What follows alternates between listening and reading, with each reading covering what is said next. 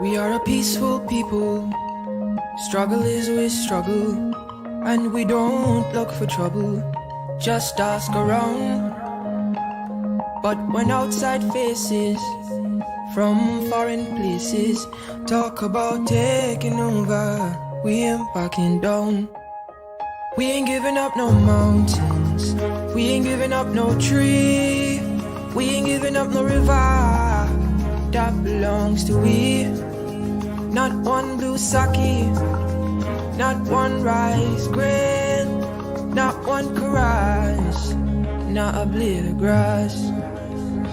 This land is all I know. We gonna make it somehow. We will bend like a bow and never break. Our fathers came here, and they lived and died here, and we ain't moving nowhere. Make no mistake, 'cause we ain't giving up no mountain, we ain't giving up no tree, we ain't giving up no river that belongs to we.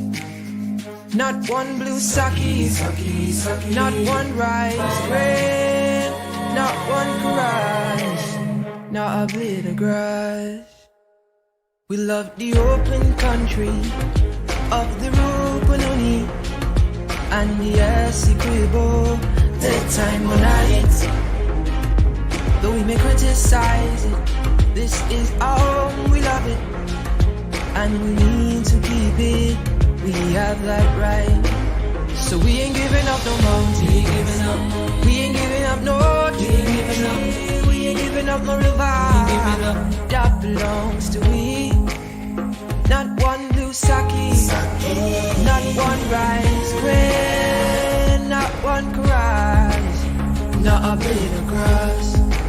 So we ain't giving up no mountains, we ain't giving up no tree, we ain't giving up no river that belongs to we.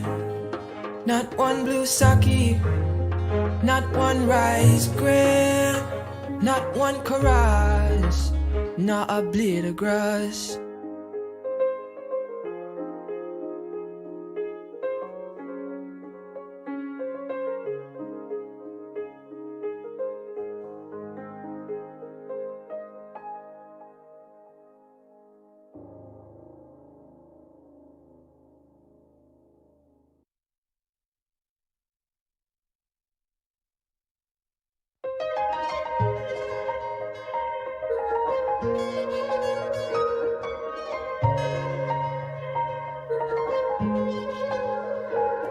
We are a peaceful people. Struggle is we struggle, and we don't look for trouble. Just ask around. But when outside faces from foreign places talk about taking over, we ain't backing down. We ain't giving up no mountains, we ain't giving up no tree, we ain't giving up no river that belongs to we. Not one blue sake, not one rice grain, not one caress, not a blade of grass. This land is all I know. We gonna make it somehow. We will bend like a bow and never break. Our fathers came here, and they lived and died here, and we ain't moving nowhere. Make no mistake, 'cause we ain't giving up no mountain, we ain't giving up no tree, we ain't giving up no river that belongs to we. Not one blue sake, not one rice grain, not one caress, not a blade of grass. We love the open country of the Rupununi and the Essequibo, the time when I hit. Though we may criticize it, this is our home, we love it, and we need to keep it. We have that right. So we ain't giving up no mountain, we ain't giving up no tree, we ain't giving up no river that belongs to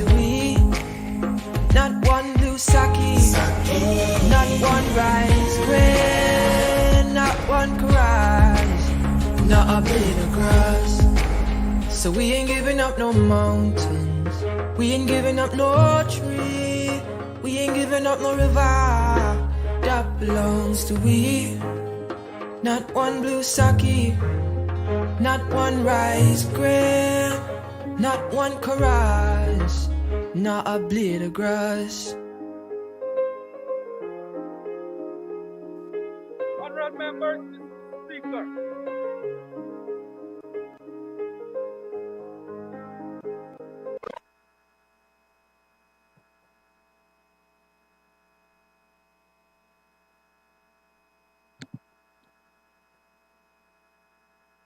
Honorable members, we shall resume. Please be seated.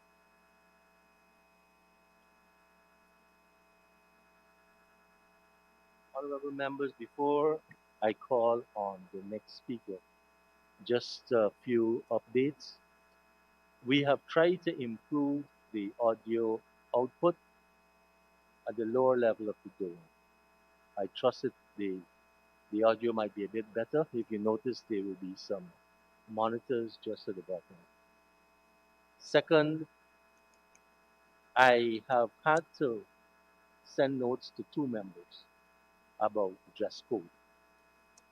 And I want to say to the National Assembly, the relevant committee dealing with the Assembly matters and the Parliamentary Management Committee will deal with the dress code and the security issues as soon as we reconvene after these budget reviews. In the meanwhile, let's obey what is in the convention and in the rule book and the standing orders. Thank you. The Honorable Member, Mr. Alistair Charlie, you can make your contribution, sir.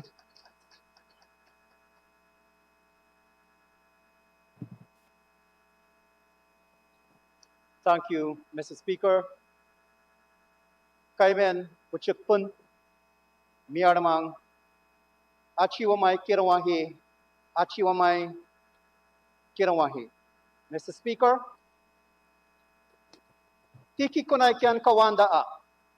I bring greetings to this National Assembly from the people of the geographic region that I represent, Upper Takatu, Upper Essequibo, Region 9.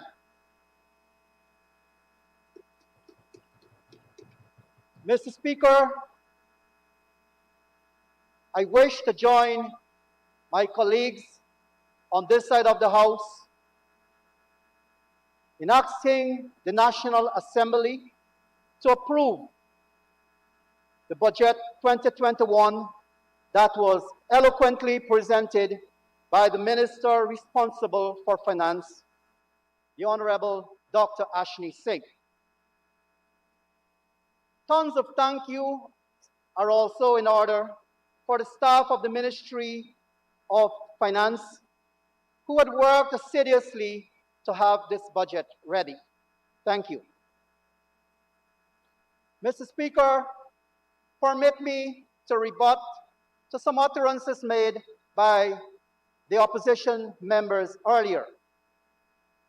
To the Honorable Kemraj Ramjatan, who seemingly not know and is very confused about taxes, and had forgotten, unfortunately, that in 1992, the People's Progressive Party civic government inherited debts which took 152% of revenues to service the country versus 5% when the PPPC left office in 2015.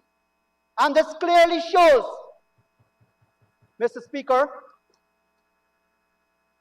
that the people of Guyana in 2020, over 50% of the electorate voted in favor of the PPP because, Mr. Speaker, they have full confidence in the PPPC because the PPPC government is the only government can manage this country's economy.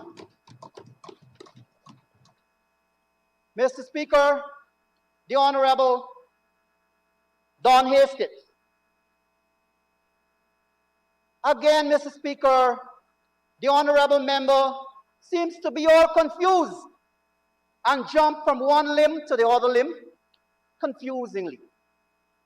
Forgot that, that herself, Mr. Speaker, served as a government minister and did not utter a word to her government when the coalition government eyes past the Amerindian people.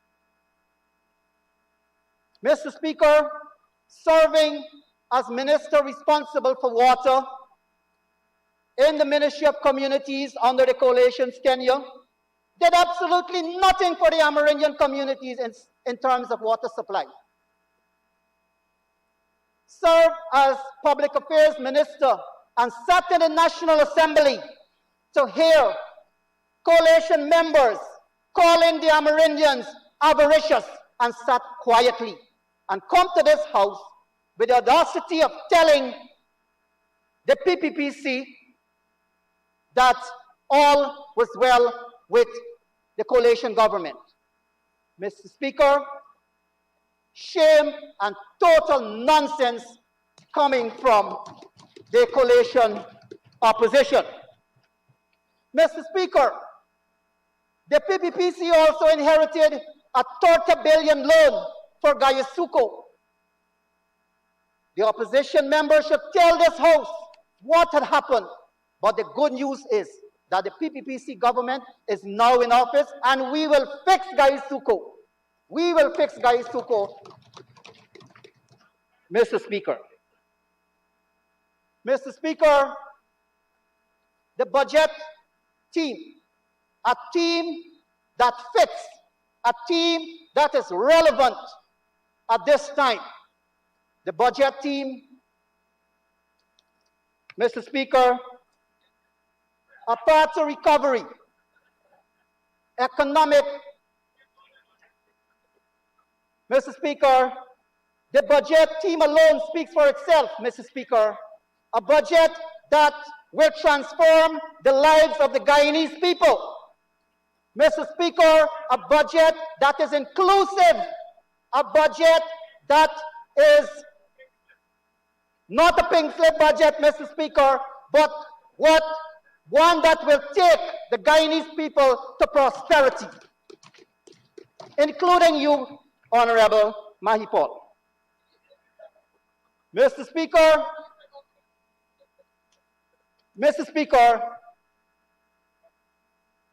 this budget will strengthen the Guyanese people's compact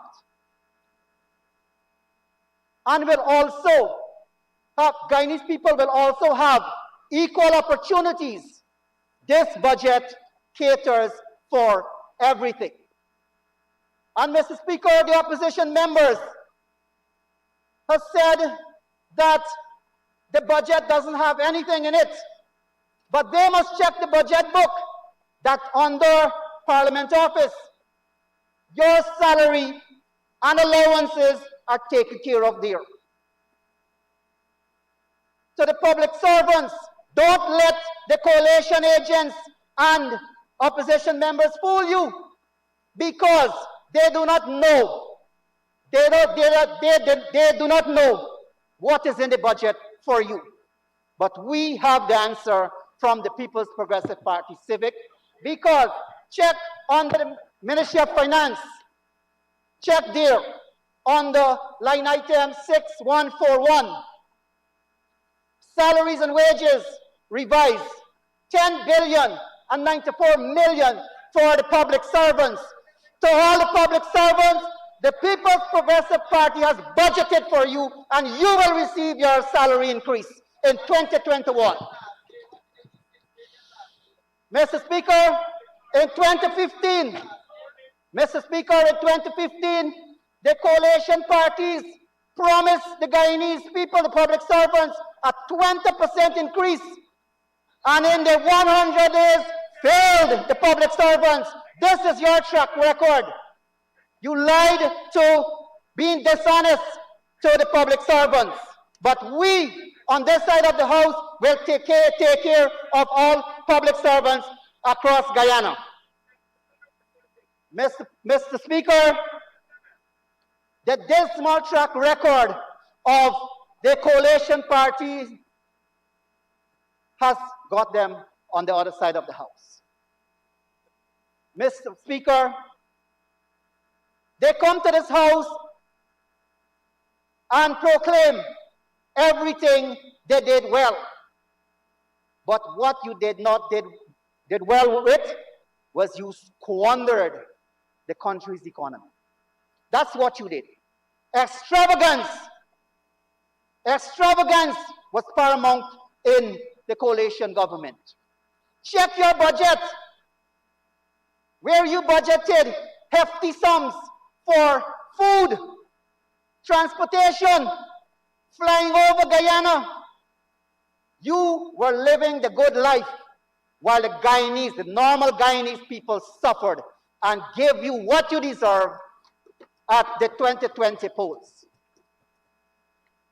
Mr. Speaker, budget 2021 is the answer for Guyana. The Amerindian people, Mr. Speaker, will benefit from budget 2021 in many ways. Already, Mr. Speaker, there are qualitative changes across the Hinterland regions. Amerindian and Hinterland residents already received their $20,000 household cash grant, an initiative being now criticized by the coalition opposition. But what did they give the Amerindian and Hinterland residents during their tenure? Your track record is delivering boats to your supporters, shoes that grows, boots that grows, and all the 5 Bs. But it was only to your supporters. And yet you went into the Amerindian communities and preached social cohesion. And right in Parliament, you are not practicing what you're preaching. You're not practicing what you're preaching, opposition members. You are dividing the people when you were preaching social cohesion. Mr. Speaker, the CSO program is well and alive in the Amerindian communities at this time. And the Honorable Member Don Hastings come to this house and say that the Hayes program was a better program, but failed to tell this house that the Hayes program was a blatant failure with the non-accountability of $860 million. Check the audit report of 2017. When you come to this house, Mr. Speaker, you come with facts. You come with facts and not to mislead people. You bear the facts.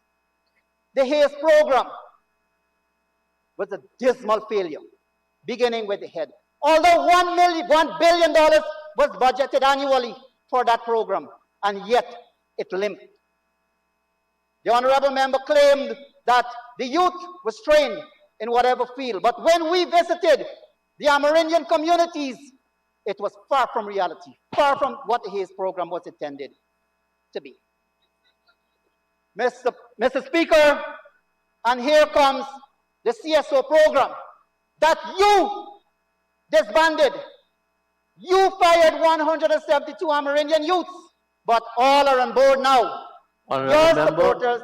That you could include me. So say honorable members over there. Okay, thank you, Mr. Speaker. 1,972 Amerindian youth. The opposition in government at that time had dismissed. Total disregard for the Amerindian youth. But they are all back and are employed under the CSO program. Mr. Speaker, the $15,000 Because We Care cash grant was what the coalition government scrapped.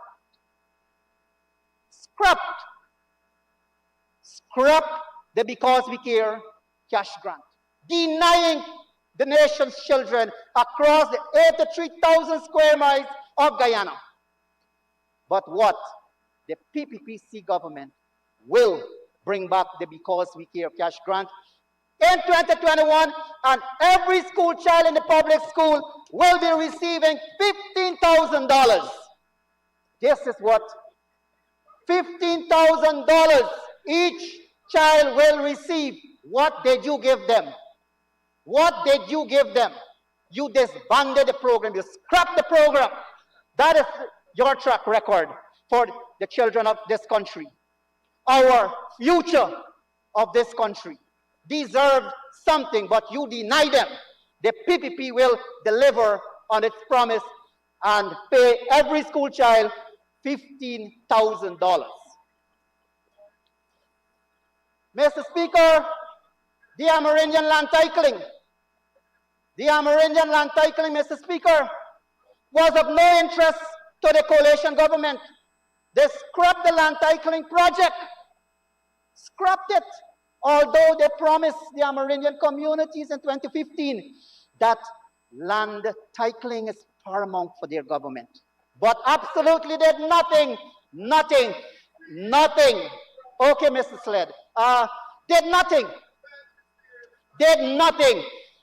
In 23 years, Mr. Speaker, Amerindians alone, Mr. Speaker, gained 14.6 of Guyana's landmass. That is our track record. That is our track record. How much you give them? How much you give them? When you come to this house, come with facts. Come with facts. The PNC had 33 years, 28 plus 5. And what did you do? What did you do? Dismal track record. That is your legend. That is your legend. Mr. Speaker, the land titling program was of no interest. Was of no interest to this coalition government. But we, Mr. Speaker, on this side of the House, the PPPC government, through its budget, caters for $630 million. And we will get off the Amerindian land titling program, and Amerindian villages will receive their titles absolute and forever. Honorable Mr. member, Speaker, and you're entitled to a 5 minutes extension, but someone has to ask for it. Mr. Speaker, I ask for 5 minutes to conclude for my honorable member. I wish I could give him more, but I'm restricted by the time factor. So 5 minutes, comrade. Thank you, Honorable Minister and Honorable MP. Again, remember you speak to the Speaker. So when you say you and your, I get a little bit agitated. I'm involved in all these things you're alleging. So continue, Honorable Member. Thank you, Mr. Speaker. Mr. Speaker, the COVID-19 village cash grant was disbursed already to all the Amerindian communities across Guyana. 220 Amerindian communities benefited from the COVID-19 village cash grant. A timely intervention by the People's Progressive Party civic government. The village council, the villages is now enjoying this intervention, Mr. Speaker. Mr. Speaker, stimulating the village economy and creating jobs, Mr. Speaker, for our people in the Amerindian communities. Mr. Speaker, I can go on and on to say what we did, what the People's Progressive Party Civic did for the Amerindian people, and what the coalition government failed to do. But, Mr. Speaker, in my opening remarks, Mr. Speaker, the people of Guyana know. The people of Guyana know where they were and where they are.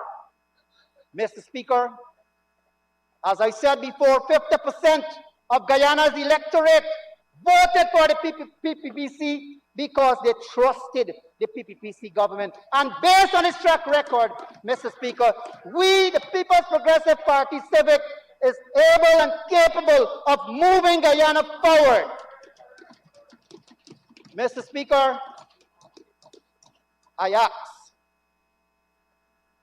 that this honorable House support this budget, a budget that you will benefit from, opposition members.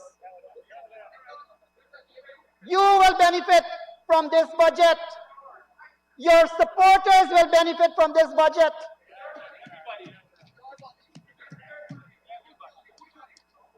Although it's not it's the taxpayers' money, but at the end of the day, it's the government who will control the taxpayers' money and ensure that you benefit and your supporters benefit.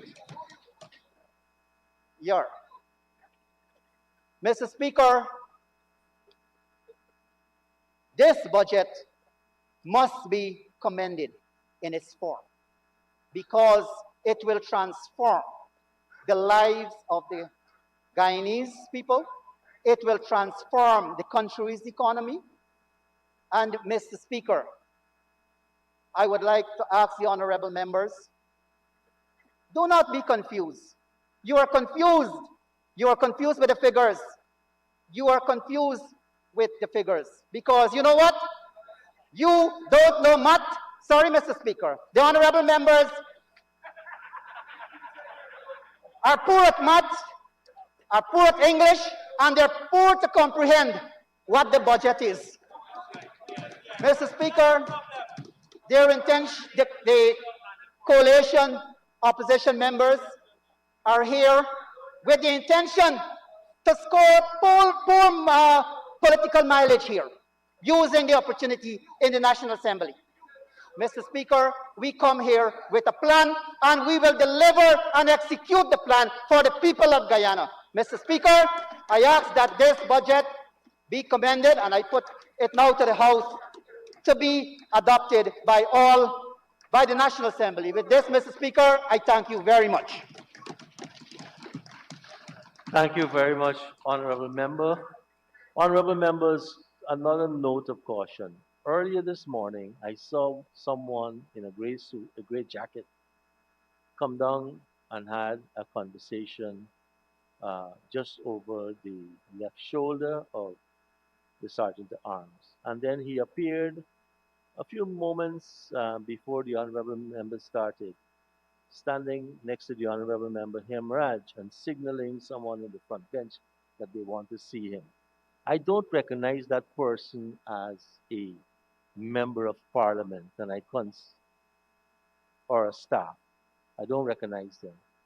And I want to say to those who are visiting, please, where you're assigned to sit, you should be sitting there, no cheering, no knocking the desk. And if you want to communicate with a friend or a colleague or your representative, there are other means than violating the sanctity of the floor of the National Assembly.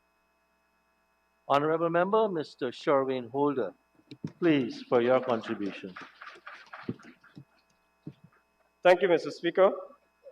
Mr. Speaker, I'd like to address the last presenter, the Honorable Mr. Charlie. He said that 50% of the nation supported the PPP because they trust them. Well, equally, 50% of the nation did not vote for you because they don't trust you and your policies are discriminative policies. Mr. Speaker, I rise to express my disgust, disapproval, and even anger with this 2021 budget. It is a huge disappointment, given the country's status as an oil-producing nation and the fact that this government now has access to oil revenues. We honestly thought that the PPP would have matched or exceeded what the coalition presented during our term in office. Instead, they produced what my colleague dubbed across the floor a pink slip, promising something but delivering nothing, useless and worthless. Mr. Speaker, the coalition was able to transform this country and offered a better package to the citizens of this land with a smaller budget and without the proceeds of oil. During the coalition's term in office, which ensured increased growth, economic and social stability for all Guyanese. Mr. Speaker, there was a plan in place to ensure that development was equitable and fair. We had a national Green State Development Strategy. We had a vision for connecting all our regions, hinterland to coastland, and to correct the developmental disparity that exists. We provided real increases in people's personal income and ensured that more money was in their pocket, not that bluff that the Honorable Ashley Singh is currently spreading. The people of this country were on a path to the good life. While 2020 was a tough year given the COVID pandemic and the absence of a budget for the greater part, the APNU AFC government prepared a comprehensive plan and managed the COVID pandemic on a 1/12 budget and still managed to keep our citizens safe while ensuring that the economy was kept afloat. So the PPP must stop misleading the people. For the Honorable Vish Mahadio to state that in this House that more people died from COVID, but we don't know because there was limited testing. Well, Mr. Speaker, he admitted it himself. They were not tested. So how then can he definitively state that more persons died? How? How? He must bring the evidence. He must bring the evidence. He must bring the evidence to this House instead of putting out propaganda in the public domain in defense of their poor policy, their poor handling of the pandemic, although they had all the funding and resources at their disposal. Mr. Speaker, after reading the 2021 budget, one cannot help but question the real intention of this PPP administration. Once again, in the space of 5 months, they present another budget filled with deceptive and divisive rhetoric in an attempt to brainwash the population with the notion that the previous government did nothing. But yet in the same breath, Mr. Speaker, this conniving administration is trying to steal progressive plans, policies, and projects initiated by the coalition. Mr. Speaker, this is the type of deceptive tactics that is being used in this budget to keep our nation divided while family, friends, and cronies of the PPP reap the lion's share. Mr. Speaker, I heard the talk of mature politics from the government, and specifically the President in his address to this House. Let me advise the President that a good place to start would have been to recognize the constitutional office of the Leader of the Opposition, recognize the fact that at least half of the nation voted for this administration and for this coalition, and extended an invitation to the main opposition to have an input in this budget. Mature politics would have been to acknowledge the progress and development under the previous government and to present your own plans and programs to build on those gains, rather than regurgitate a bag of misinformation about the state of Guyana more than 50 years ago. Why continue to preach this? How will this nasty political trickery benefit our country? How does it aid in unifying our country and this oneness campaign the President now speaks about?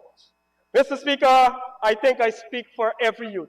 I speak for every youth in Guyana when I say that we expect better from our political leaders. Our population, first and foremost, expects to hear about a strategic plan to lead us out of COVID. We expected to see a critical plan to address the school dropout situation and to ensure that every child goes to school. We expected the budget to be equitable and fair. It should have been one that provided real increases in income and elevation of the poor. Instead, the population was fed with a political speech on a budget which largely constitutes a slush fund for the PPP that will breed corruption at unprecedented levels. A budget that caters largely for a small elite group. A budget that has no balance, absolutely no balance, between income and expenditure that will most definitely lead to unprecedented borrowing and a drastic increase in the cost of living. Mr. Speaker, the honeymoon is over. It is over for this administration. They had 6 months in office, and this is their second budget. They should have been able to bring something in line with what an oil-producing nation should be providing for its citizens. Mr. Speaker, I'd like to turn my attention to energy and mining. I would like to look specifically at the energy and mining sector. In the budget, the 2020 budget, this government boasted about hundreds of millions of dollars to be spent on energy projects, like the mini hydropower plant for Mokomoko and Kumu. They boasted about solar systems for households under the Hinterland electrification program, all of which were initiated by the coalition government. Mr. Speaker, it is now shocking. It is shocking to know that after 6 months in office, they have failed. You have failed as a government to spend $1 single on many of these projects that you budgeted for in 2020. Mr. Speaker. Honorable member, remember you speak to me when you say you have failed. The honorable members, sorry, Mr. Speaker. This, Mr. Speaker, begs the question of whether this government has the technical capacity and the administrative will to execute projects of this magnitude, or is it the effect of firing so many competent public servants with the requisite knowledge and experience? Mr. Speaker, under the expansion, energy expansion and diversification subheading, page 37, on page 37, the budget states that it has long recognized the biggest impediment to accelerated economic growth and development is the absence of adequate, affordable, and reliable energy. Mr. Speaker, this is nothing new. The APNO AFC agrees with this to the extent that one of our key policies that we embarked upon in the last 5 years was an energy mix of wind, water, solar, hydropower, along with natural gas to advance growth and development and to create jobs all across this country in an equitable and fair manner. So, Mr. Speaker, all energy projects listed in this budget under Hinterland electrification and sustainable energy projects were already on the books before this government took office. We are happy that they opted to continue these projects. We're happy that they opted to continue these projects, and so we can have common agreement on this. What we will not agree with, however, is the government's attempt to lay blame on the coalition for the failed Amelia hydropower project. That project was marred in controversy, secrecy, and corruption, and it failed like a jet without a pilot to take off. Mr. Speaker, any sensible government would not even mention such a project. But I guess there is a puppet master in the background with an ego bigger than that of Donald Trump. Mining. Mr. Speaker, on page 21 of this budget speech, the PPP seeks to paint a picture that during the past 5 years, there was only doom and gloom in every sector, especially in mining. Mr. Speaker, youths are tired of this type of deceptive politics. The facts would show that mining continued to be a key sector, which continued to drive growth and development in our country over the last 5 years. Mr. Speaker, due to the coalition policies and prudent management of the sector, the industry saw huge increases in gold declaration by small miners, which frequently offset the inefficiencies of the large-scale miners. In 2019, declarations increased by more than 25%, and again in 2020 by 8.3% higher than the previous year. So it is very clear that small miners were on the rise under the coalition government. And it didn't matter whether you were an APNO AFC supporter or a PPP supporter. All had equal opportunity. Mr. Speaker, on page 21 of the budget speech in paragraph 14.18, the government speaks about greater transparency in the allocation of land for mining. Mr. Speaker, I must say, this is a very pretentious and hypocritical government that says one thing to the nation, but does something totally opposite. Totally opposite. Mr. Speaker, since this government took office through the back door, They have managed the sector with sheer spite and vindictiveness. As recent as last week, in a clear case of corruption and cronyism, the government moved without proper cause to take away prospecting license of several small miners and to give it to a known friend of the PPP. Mr. Speaker, these are small miners which have taken loans and invested millions upon millions in clearing lands and cutting roads, just to lose everything in the end. Mr. Speaker, this assault on small miners must come to an end. They are clearly not the government for all Guyanese, as is being touted ever so often by the President with his oneness campaign. Quarrying. Mr. Speaker, this government conveniently compares the 2019 stone production with that of 2014 in an effort to justify doling out what is dubbed the largest quarry in Guyana and the entire Caribbean to a very close and personal friend of the Honorable Vice President, Barajak Dio. Honorable Member, I just want to cite a standing order to you. It's 3 times in your presentation that you alluded to the President. 41-8. I don't think you've been slandering, sir, but I just need to read this to you. The conduct of the President or any other person performing the function of President, members of the Assembly, and judges of the Supreme Court of Judicature, or other person performing judicial function shall not be raised except upon a substantive motion moved for that purpose. And that's 4-1-8. And I remember sitting where you are, and when the President came, we would have a substantive motion to debate the presentation by His Excellency. Just cautioning you, sir. And I will give you back the minute. Thank you very much. Thank you, Mr. Speaker. I'm guided. Mr. Speaker, they deceptively make the claim that production declined, and this is in the quarrying sector, that production declined, and so with a likely demand for stone to be with the expected growth of the construction sector due to oil, you need a company that can satisfy greater demand. Mr. Speaker, this is the barefaced cronyism by this administration. The old corrupt dinosaurs have been re-employed and have obviously not changed their ways one bit, as the population is quickly finding out.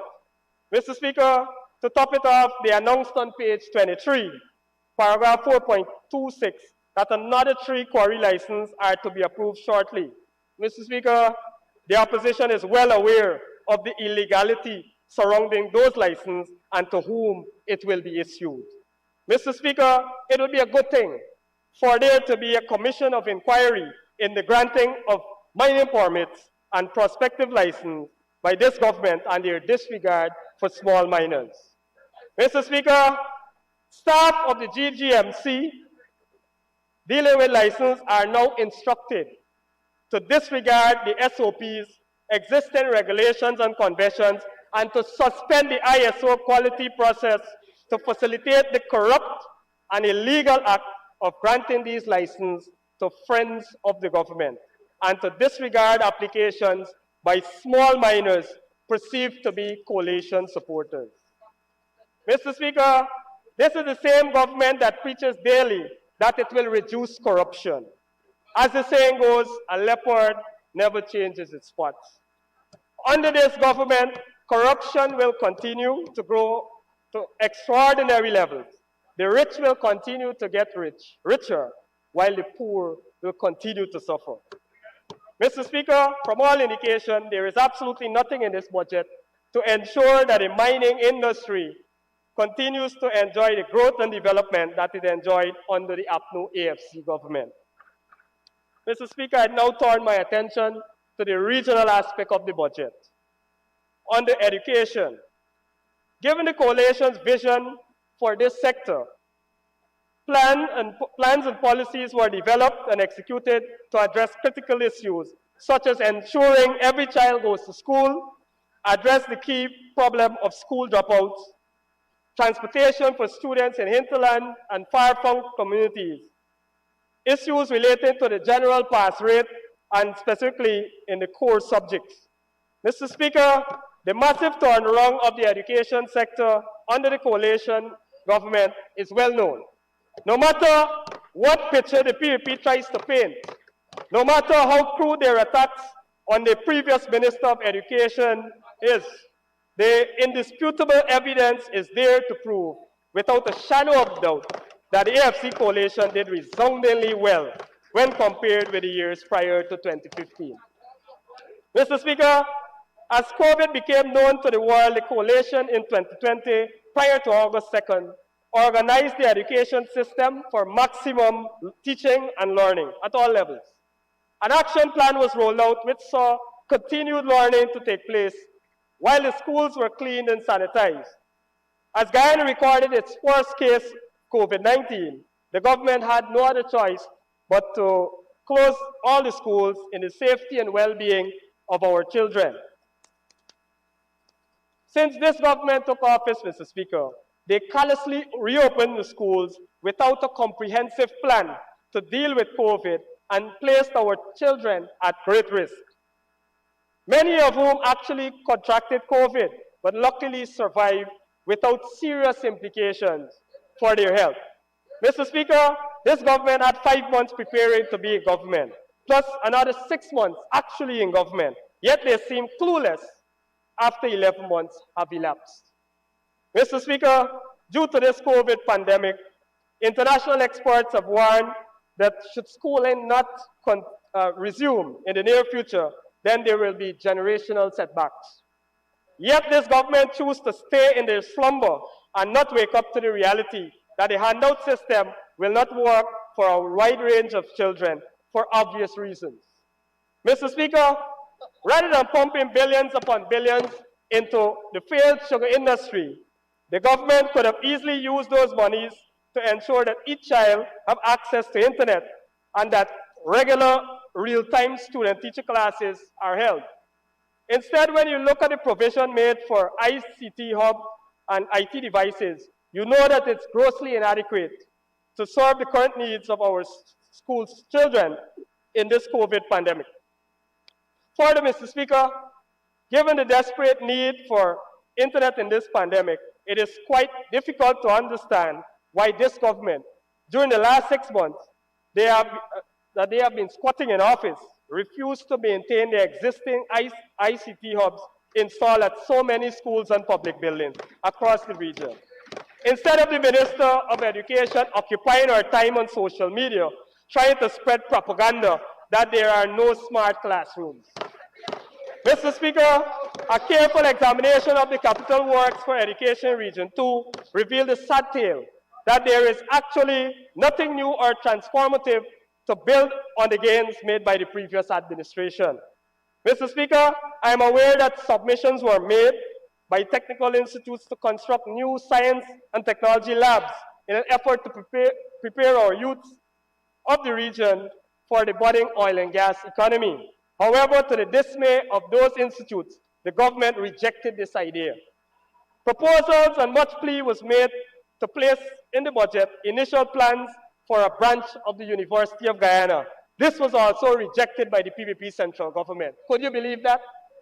This, Mr. Speaker, this single positive project, the single positive project in the budget under the education program is the construction of the new modern Abramsville Secondary School, which will feature smart classrooms representing a continuation of the coalition initiative. Mr. Speaker, this school was designed, I must say, this school was designed and approved to commence construction in late 2019, but because of circumstances beyond our control, the coalition was not able to commence that contract. Health, I now turn to health. Mr. Speaker, despite the fact that during January to July 2020, the coalition was under the constraint of a 1/12 budget, our health providers, facilities, drugs, and medical supplies were things we celebrated. However, after the 2nd of August, the entire health delivery program became a nightmare in Region 2, and in most of the other regions, I must add. Mr. Speaker, this government boasted about huge sums allocated for health care, while they lambasted the coalition over minor glitches and swore to the nation that they will manage the health sector in a more prudent manner. But just after 5 months, Mr. Speaker, 5 months later, the nation is treated to one of the worst drug shortages in the last decade. It's a shame. Mr. Speaker, to add insult to injury, they have amongst them not one, but 3 ministers of health being paid astronomical salaries. Yet a simple thing like ensuring that a nation has adequate supply of basic drugs, they can't get right. What a shame.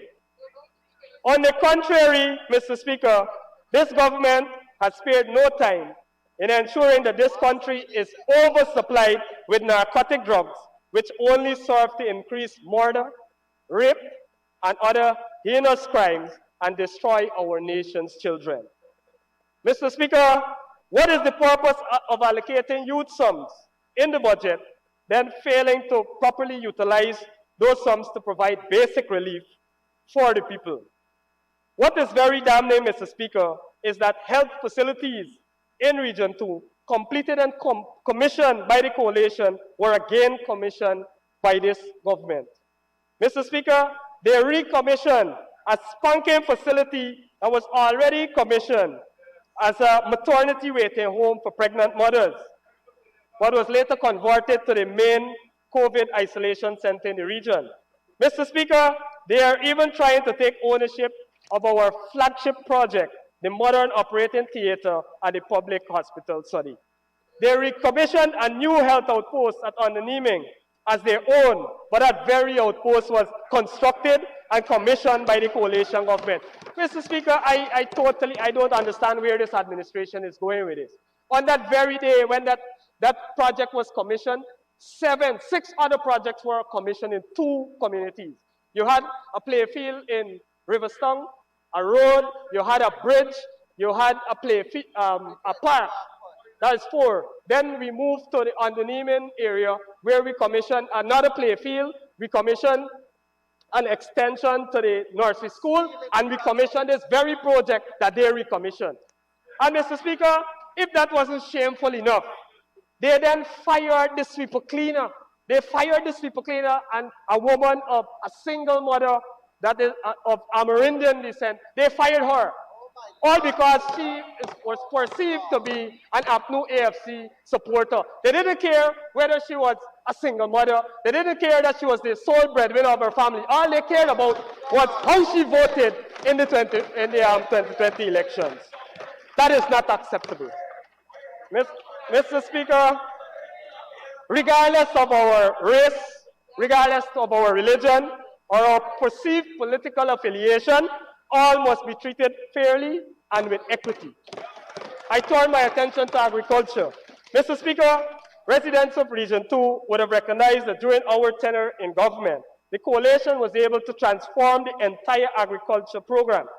This includes, Mr. Speaker, the upgrade of numerous farm-to-market roads, creating a very effective drainage and irrigation system through focused maintenance of the drainage network and much capital investment in a number of new pumps and sluices, and through our address of the many issues and demands made by our farmers.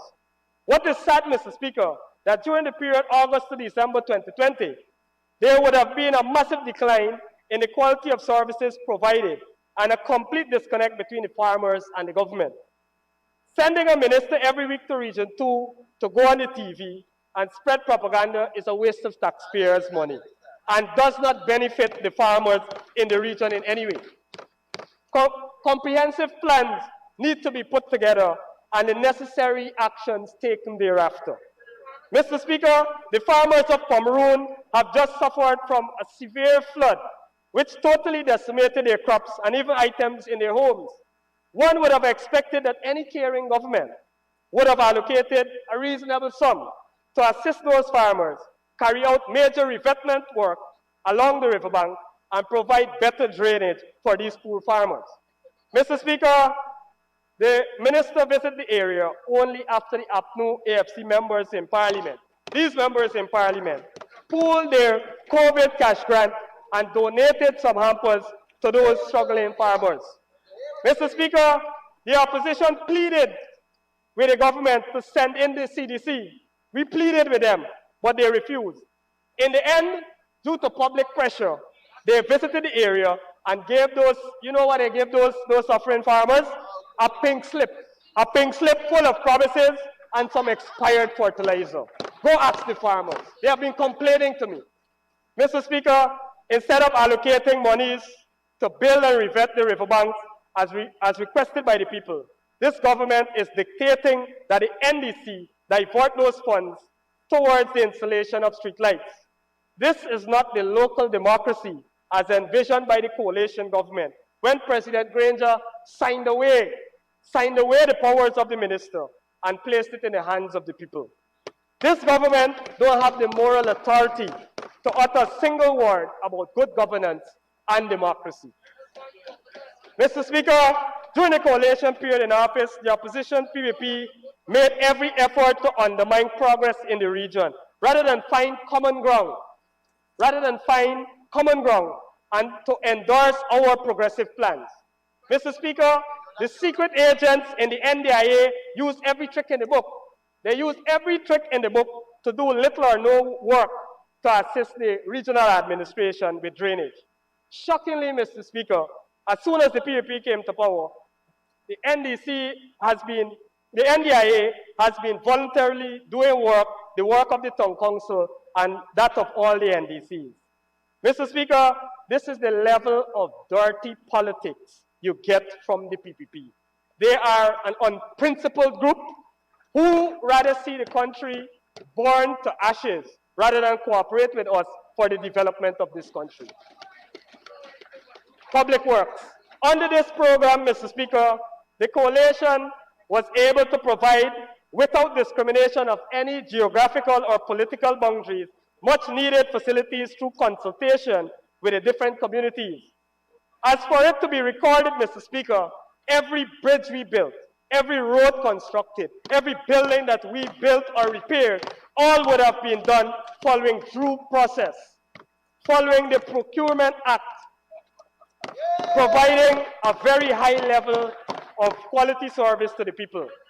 Mind you, Mr. Speaker, every project that was undertaken thus far in the region, and I can count them on my fingers, literally. Every project this administration has done gives us an opportunity to witness and benefit from works of the most substandard level. Mr. Speaker, in the last few months, I've seen contractors being allowed by this government to corruptly disregard and violate clear specifications laid out in their contract and deliver extremely poor service to the people of Region 2. Mr. Speaker, while the Honorable Minister of Public Works is busy preaching his sermons across this country and seeking to pursue members of the previous administration with spite and vindictiveness and making obstinacious statements about the corruption and quality of work, massive corruption and substandard works are being done right under his nose. But then again, Mr. Speaker, this has always been the modus operandi of the PPP government whenever they are in office. We saw rampant corruption and substandard works for 23 years.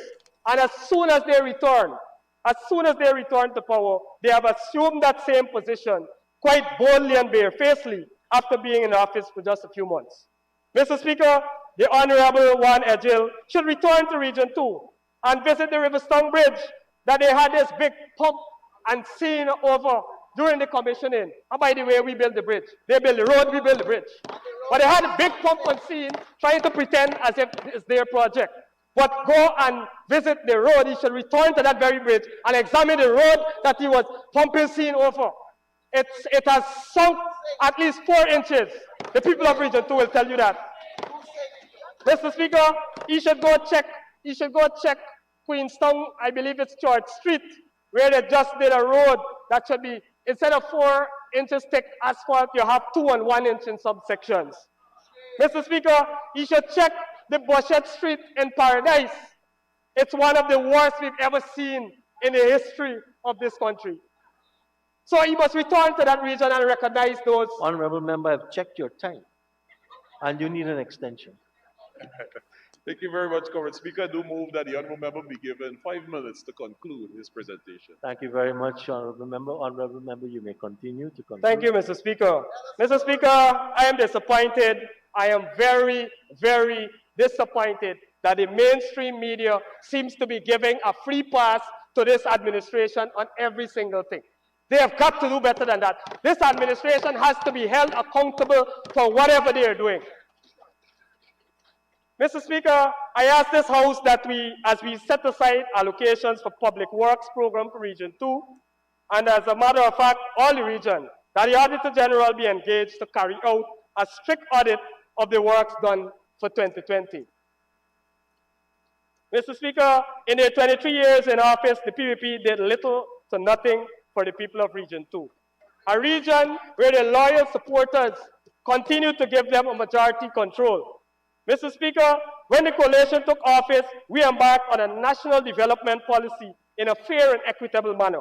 Notwithstanding that Region 2 is a PPP stronghold, in the last 5 years, the region has seen massive development in every single sector like no time before in our history. The coalition addressed the poor road network and introduced the region to top quality asphaltic roads. We raised the bar in the health sector, placing doctors at every health facility. We addressed the issue of the delivery of education and school dropouts. We renovated all schools and constructed new ones, provided free transportation for children and breakfast for many of them in the hinterland areas. The government addressed the blackout situation with the construction of a new power plant. We addressed the extremely low price of paddy and the situation of millers owing farmers huge sums. We have done it for the people of Region 2. Now we are witnessing a total retrogression in the region. Rather than this government acknowledging what was done by the previous government and putting forward their plans to build and improve on them, this government sends a minister every week to the region to create a false narrative that the coalition did nothing. Mr. Speaker, I was sickened to my stomach when I listened to the Honorable Attorney General falsehood at a meeting held in Jib, where he desperately attempted to ignite the flames of division. He was there to address a fishing group who were fearful of the Venezuela aggression. Mr. Speaker, he ended up apologizing at the end of the meeting when it was brought to his attention that he didn't say a word on the Venezuela situation. Instead of putting forward their own plans for development, after 6 months in office, they are busy trying to erase the road to the good life the APNU AFC offered, much similar in a way that Donald Trump tried to erase the Obama presidency. But, Mr. Speaker, God is good. Mr. Speaker, I say again, God is good. He will not give the people of this country more than they can handle, more than they can bear. Our petition is on its way, and we are confident that it will vindicate the coalition and it will give the population a clear choice whether to continue on a path of economic hardship and discrimination or the path of the good life where there would be unity, there would be peace, there would be stability, there would be fairness, there would be justice and equality in the distribution of our country resources to all of its people. I thank you, Mr. Speaker.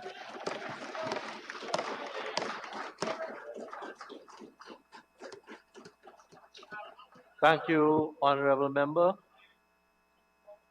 Just a note to the Honorable Chief Whips.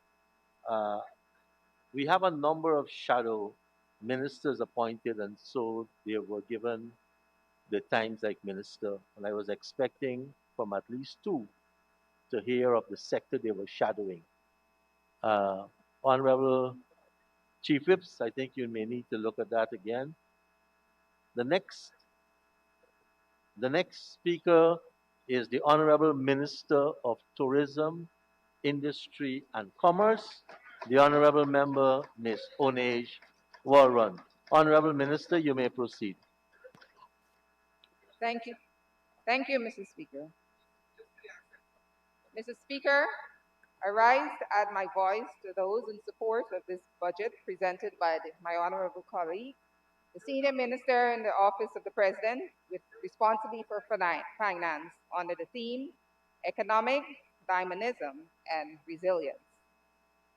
Mr. Speaker, before I deal with the substance of the budget measures, I wish to confront something that I warned against in my maiden presentation to this House during the 2020 budget debate. Mr. Speaker, I speak about the incessant radicalizing and racializing of the policy debate by some members on the other side of this House. Mr. Speaker, the connections of my family to the People's National Congress are well known. Yet, the leaders of the PPC, when considering their government and what their government would look like, and who would have a say in defining and implementing its policies, chose me, despite the political connections of my family, and despite the fact that I had never before even dreamed of being involved in politics. Mr. Speaker, this speaks to the core and the DNA of a president and a party and a philosophy that cannot credibly be held out as racist and non-inclusive. And this is not just window dressing, Mr. Speaker. Take a look at the portfolios that has been assigned to those of whom the opposition would dismiss as tokens. Labor, accounting for hundreds of thousands Mr. Speaker, I'm sorry, Minister Onesh, but I think we've had enough of Mr. Duncan's Honorable accusing members of this House in the most disrespectful manner. Honorable member. He cannot be allowed, Honorable Mr. Speaker, member, to continue in this manner. I don't see the point of order. Mr. Duncan, I didn't hear him. He wasn't on his feet. But I want to again caution members about the comments. Thank you. It goes both ways, Mr. Speaker, then. It will go both ways. Honorable Minister Warren. I want you to return the Chronicle money that you took talking about being dishonest. Yes. Never before was I ever accused of taking anybody's money.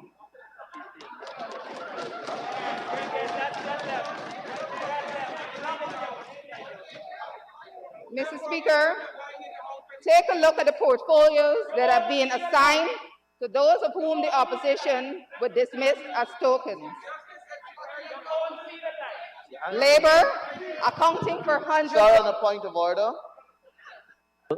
Honorable Minister, Honorable Member, Mr. Sir, standing order 45D. I recognize that the Honorable... No. What is the standing order and the point you're making? 45D. Yes. And I recognize that the Honorable Member Charles Ramsden is out of his seat and is behaving in a manner that is very much not fit and proper, sir. Honorable Member, that's not a point of order. A point of order is the person standing in the passageway who's been violating the sanctity of the assembly. You either take a seat, sir. The person who is to the western end of the auditorium. Honorable Minister, I'll give you back your 1 minute that has been lost. Thank you, Mr. Speaker. Mr. Speaker, I repeat, and this is not just window dressing. Take a look at the portfolios that have been assigned to those of whom the opposition would dismiss as tokens. Labor, accounting for hundreds of thousands of employees and their rights. Foreign affairs, home affairs, the portfolios of any energy generation, telecommunications, civil defense, and others assigned to the office of the Prime Minister.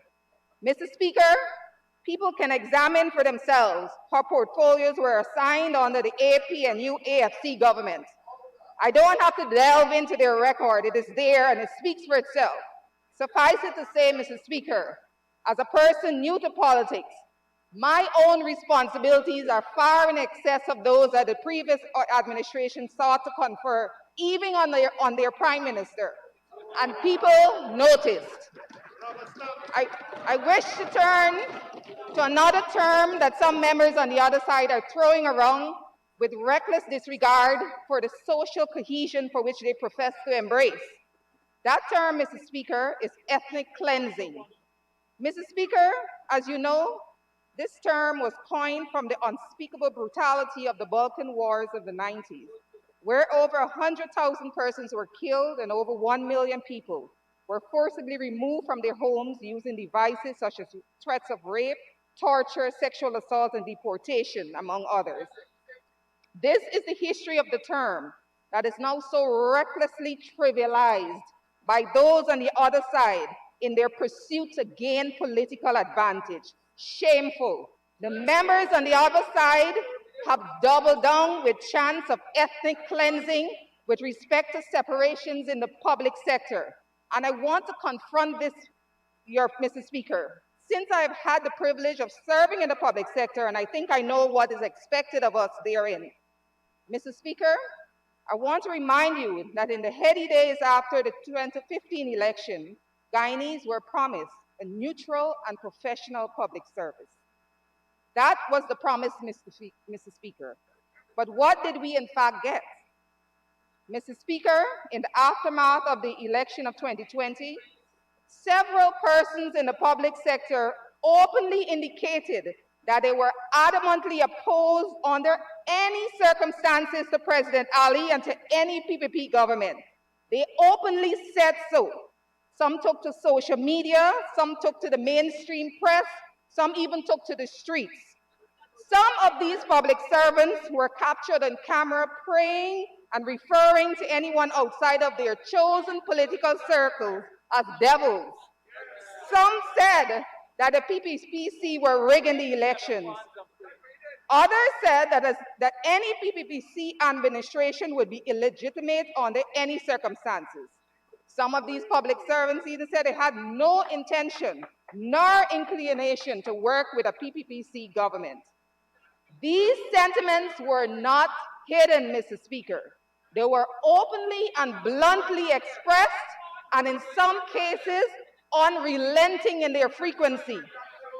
Then, Mr. Speaker, after 5 long months during which very people were encouraged and emboldened and ultimately abandoned by those now on the other side, after some of those very public servants who were educated enough, they were old enough and senior enough to know better, stepped squarely into the political fray. And instead of doing the right thing and resigning, they continue to occupy office. Honorable Minister, but you did say your side. And again, I'm involved. I do apologize, Mr. Speaker. But that was not the real problem, Mr. Speaker. The real problem was that having opted to remain in office, some were not content to buckle down and do the job. Many were determined to be obstructionists and engaged in behavior that could not reasonably be interpreted as anything other than obstruction, given their stated sentiments. Some came to this very house, Mr. Speaker, and refused to assist in providing information in response to questions asked during consideration of the estimates by the people's representatives on the other side themselves. Some of these public servants were observed celebrating their obstruction in the precincts within which this honorable house meets. Mr. Speaker, that is the half that has never been told. Mr. Speaker,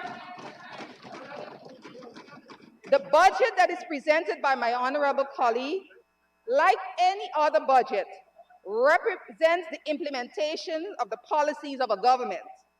And what choice does a government which is determined to deliver a program for the people have, but to part ways with those who resolutely and demonstrably oppose to the government itself, regardless of its programs, to the point where some of them demonstrate a willingness to obstruct that administration? How could such people be relied on to carry out or implement an agenda they themselves openly profess to be against? Mr. Speaker, let me make this clear. I am not saying that all persons separated from the public service were obstructionists. This is not the case. I say, however, Mr. Speaker, that when the opposition takes to social media and lumps the good and the bad and the ugly in their quest to pursue a narrative of racial discrimination, they do so at a disservice to those who are separated from the public service with dignity and with no wish other than to give the administration space or to pursue other opportunities, as some of them indeed did. Mr. Speaker, I am personally aware of some who did so. The record is there, Mr. Speaker. Many of these people had to take to social media to refute allegations of the opposition of circumstances of their termination and had to publicly request to be disassociated from the reckless race mongering that was being pursued. Mr. Speaker, I know that many of the honorable members on the other side know these things, but our friends on the other side, having nothing else to sell to their supporters, have typically descended into full hyperbole and accused the government of ethnic cleansing. And they didn't use that term when they fired over 1,500 indigenous workers from the CSO program or sent home thousands of sugar workers within 1 week of taking office in 2015. That was not ethnic cleansing then. It appears, Mr. Speaker, that these are the only goods our colleagues have to sell, and I will tell you why. Mr. Speaker, on February the 12th, 2020, a mere 2 weeks before the 2020 elections, the former Minister of Business, the Honorable Member, Mr. Raj Kumar, launched, in air quotes, the Belvedere Business Incubator. There was a grand opening ceremony, a ribbon was cut, photographs were taken, speeches were given, and news articles were written. But, Mr. Speaker, listen to the reality. The Belvedere Incubator, which the Honorable Member claimed to have launched, had no equipment. The 6 pods were all unoccupied. The incubator had no manager or staff, and worst of all, Mr. Speaker, the building was without electricity. However, there was a ceremony saying that the incubator was launched. If this is your record, Mr. Speaker, it is not hard to see why the only thing you can bring to the people is to accuse the government of being racist. Mr. Speaker, today I am pleased to report that in November 2020, electricity was restored to the Belvedere Business Incubator. All of the relevant equipment was procured and will be delivered to sites shortly. We will then be able to truly and fully operationalize the incubator in a matter of months, and its facilities will be made available on an equitable, non-discriminatory basis in an open and transparent manner. We estimate that around 120 jobs will be created through the projects that will utilize these facilities. Mr. Speaker, I'll then give you another example, the Lethem Industrial Estate. On March 14, 2019, the then Minister of Business, Mr. Gaskin, hosted a media tour of the Lethem Industrial Estate. A Department of Public Information article was published with the headline, Lethem Industrial Estate for May Completion. The article went on to say, and I begin quote, according to the Minister of Business, Dominique Gaskin, the media tour was organized because the facility is close to completion, and the ministry wants to be transparent with information which relates to the application process through which persons can acquire rights to use the facility, which will begin shortly, end quote. So what was and is the state of affairs, Mr. Speaker? Allow me, Mr. Speaker, to quote the Auditor General on this project. On page 122, paragraph 272 of the Auditor General's report for the fiscal year 2016, the following is stated regarding that estate, the Lethem Industrial Estate. I begin quote, as a result of poor supervision of the works, various sections of the finished road surface were not completed to the required thickness as per contract, and the carriageway and shoulders. Our physical verification revealed that the thickness of the finished asphalt layer was inconsistent with variances ranging from areas where the asphalt layer was spread very thin and the subbase of the road could be seen through the aggregate in the asphalt mix, end quote. Moving on to 2019, Mr. Speaker, paragraph 169 of and page 213 of the said audit report states in respect to the same Lethem estate, Mr. Speaker, I begin quote, a physical verification on the 29th of July 2019 revealed that the works were incomplete and the completion date for the works expired on May 2019. This report also mentioned, I begin quote, as outlined in the 2019 capital project profile, the benefits of the project were to improve infrastructure for business development. Hence, the delayed implementation of the program's activities may lead to the intended benefits of the program not being achieved as planned. End quote. There you have it, Mr. Speaker. Not in my words, but in the words of the Auditor General, an unbiased and non-partisan opinion on the stewardship of our friends on the other side, Mr. Speaker. Once again, considering the record of this administration, it is not surprising that their game plan is to scream race at every move we make. Mr. Speaker, it gives me no pleasure to say it, because it is the citizens of Region 9 who ultimately suffer. But when we took office in 2020, the Lethem estate had no lessee, the construction works were still incomplete, and not a single piece of equipment that was needed had been procured. Mr. Speaker, as a government, we commit to ensuring that the intended benefits of the estates are achieved. That is, improved infrastructure for business in order to spur economic development and job creation. That is why in Budget 2020, we have allocated $100 million for the procurement of equipment to operationalize and furnish the Lethem incubator. Since taking office, we have continuously engaged the contractor of the Lethem Industrial Estate, developing a no-nonsense, no-excuses policy. Moreover, an expression of interest for the leasing of lots of the estate were already published, applications received, and they're currently under review.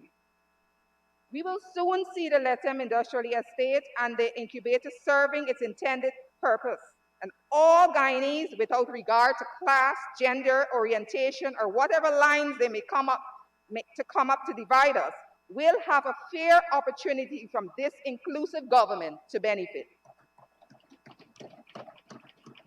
Mr. Speaker, I will not dwell on these policy failures, for they could take up my entire time allotment.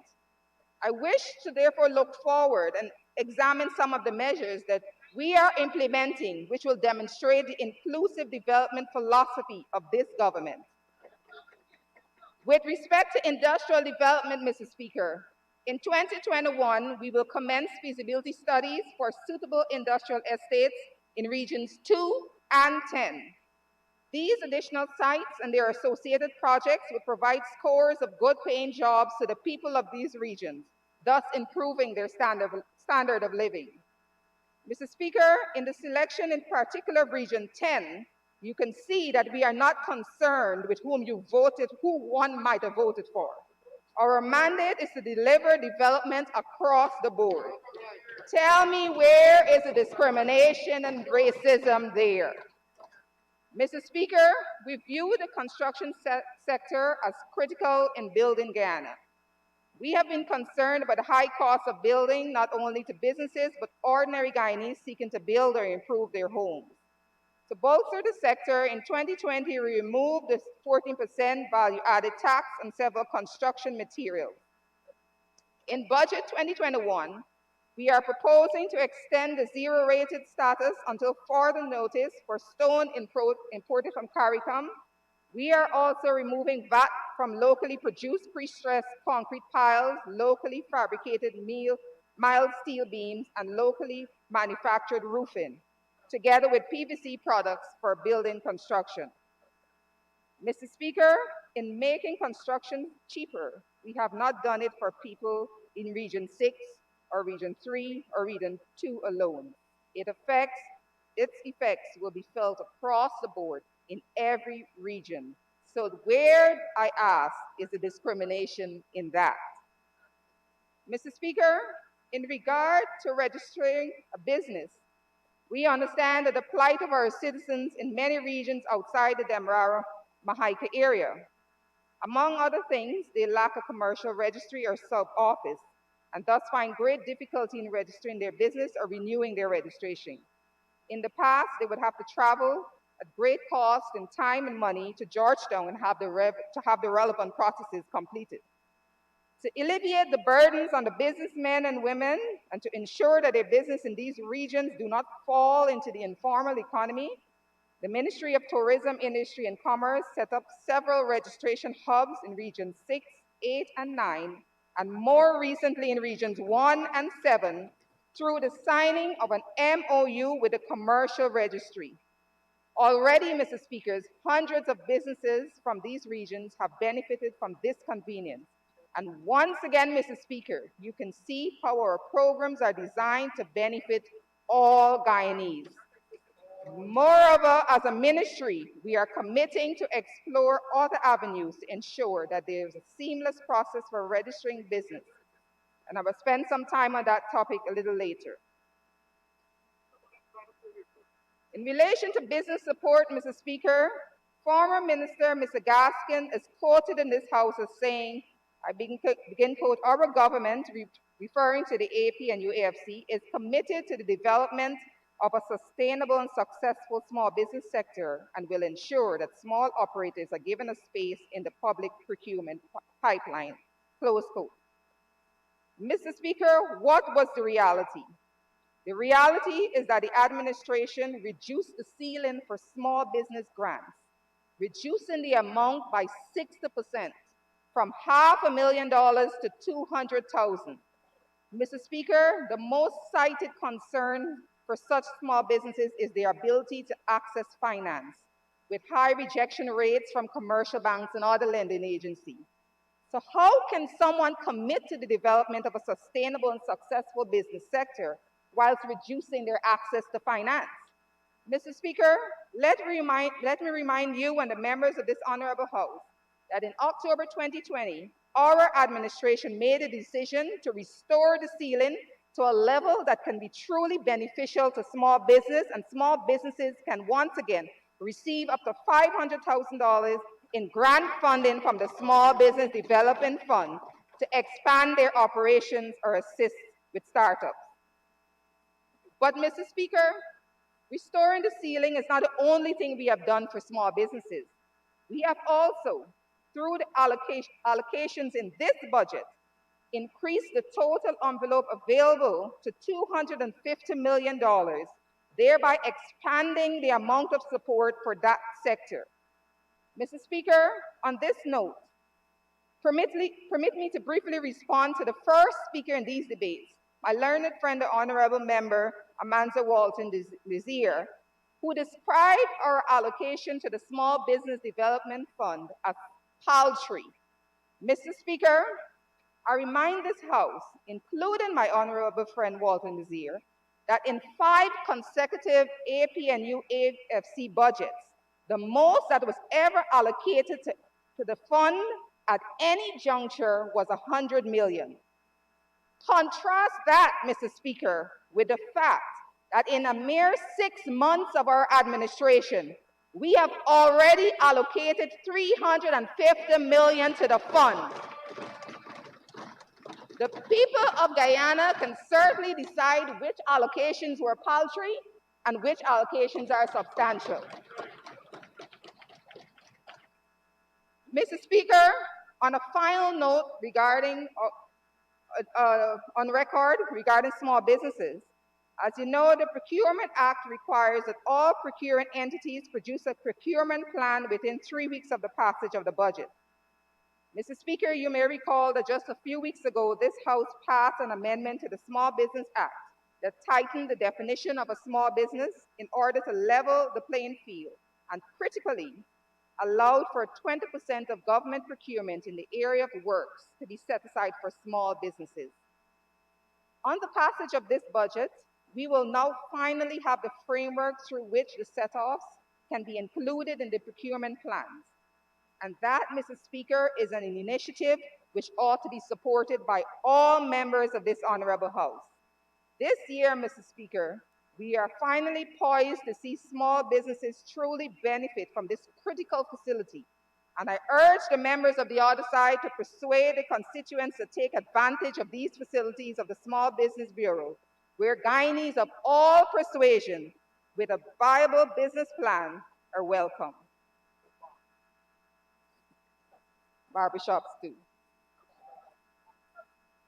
Tourism development and support. Mr. Speaker, I will now turn my attention to the tourism sector, a sector which has long been integral to the Guyanese economy. Before I report to you, Mr. Speaker, some of our initiatives, allow me to answer one criticism which we appear to be hearing from the APNU AFC.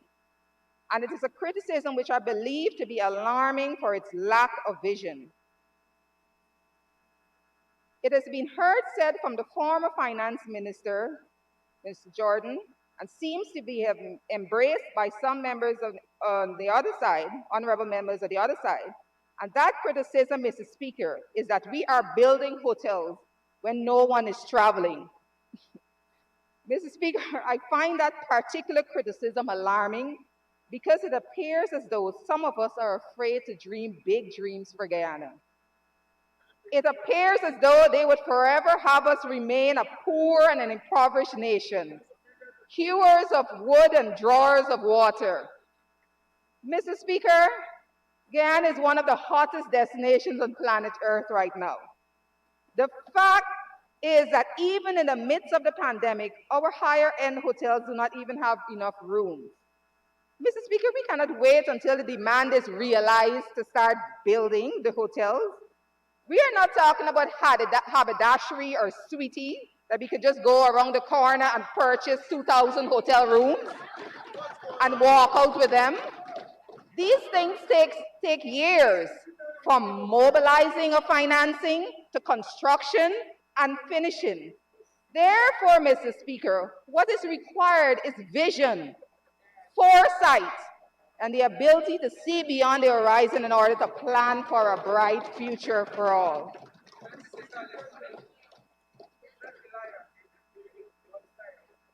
An example of this vision, Mr. Speaker, was the original conception of our ecotourism product.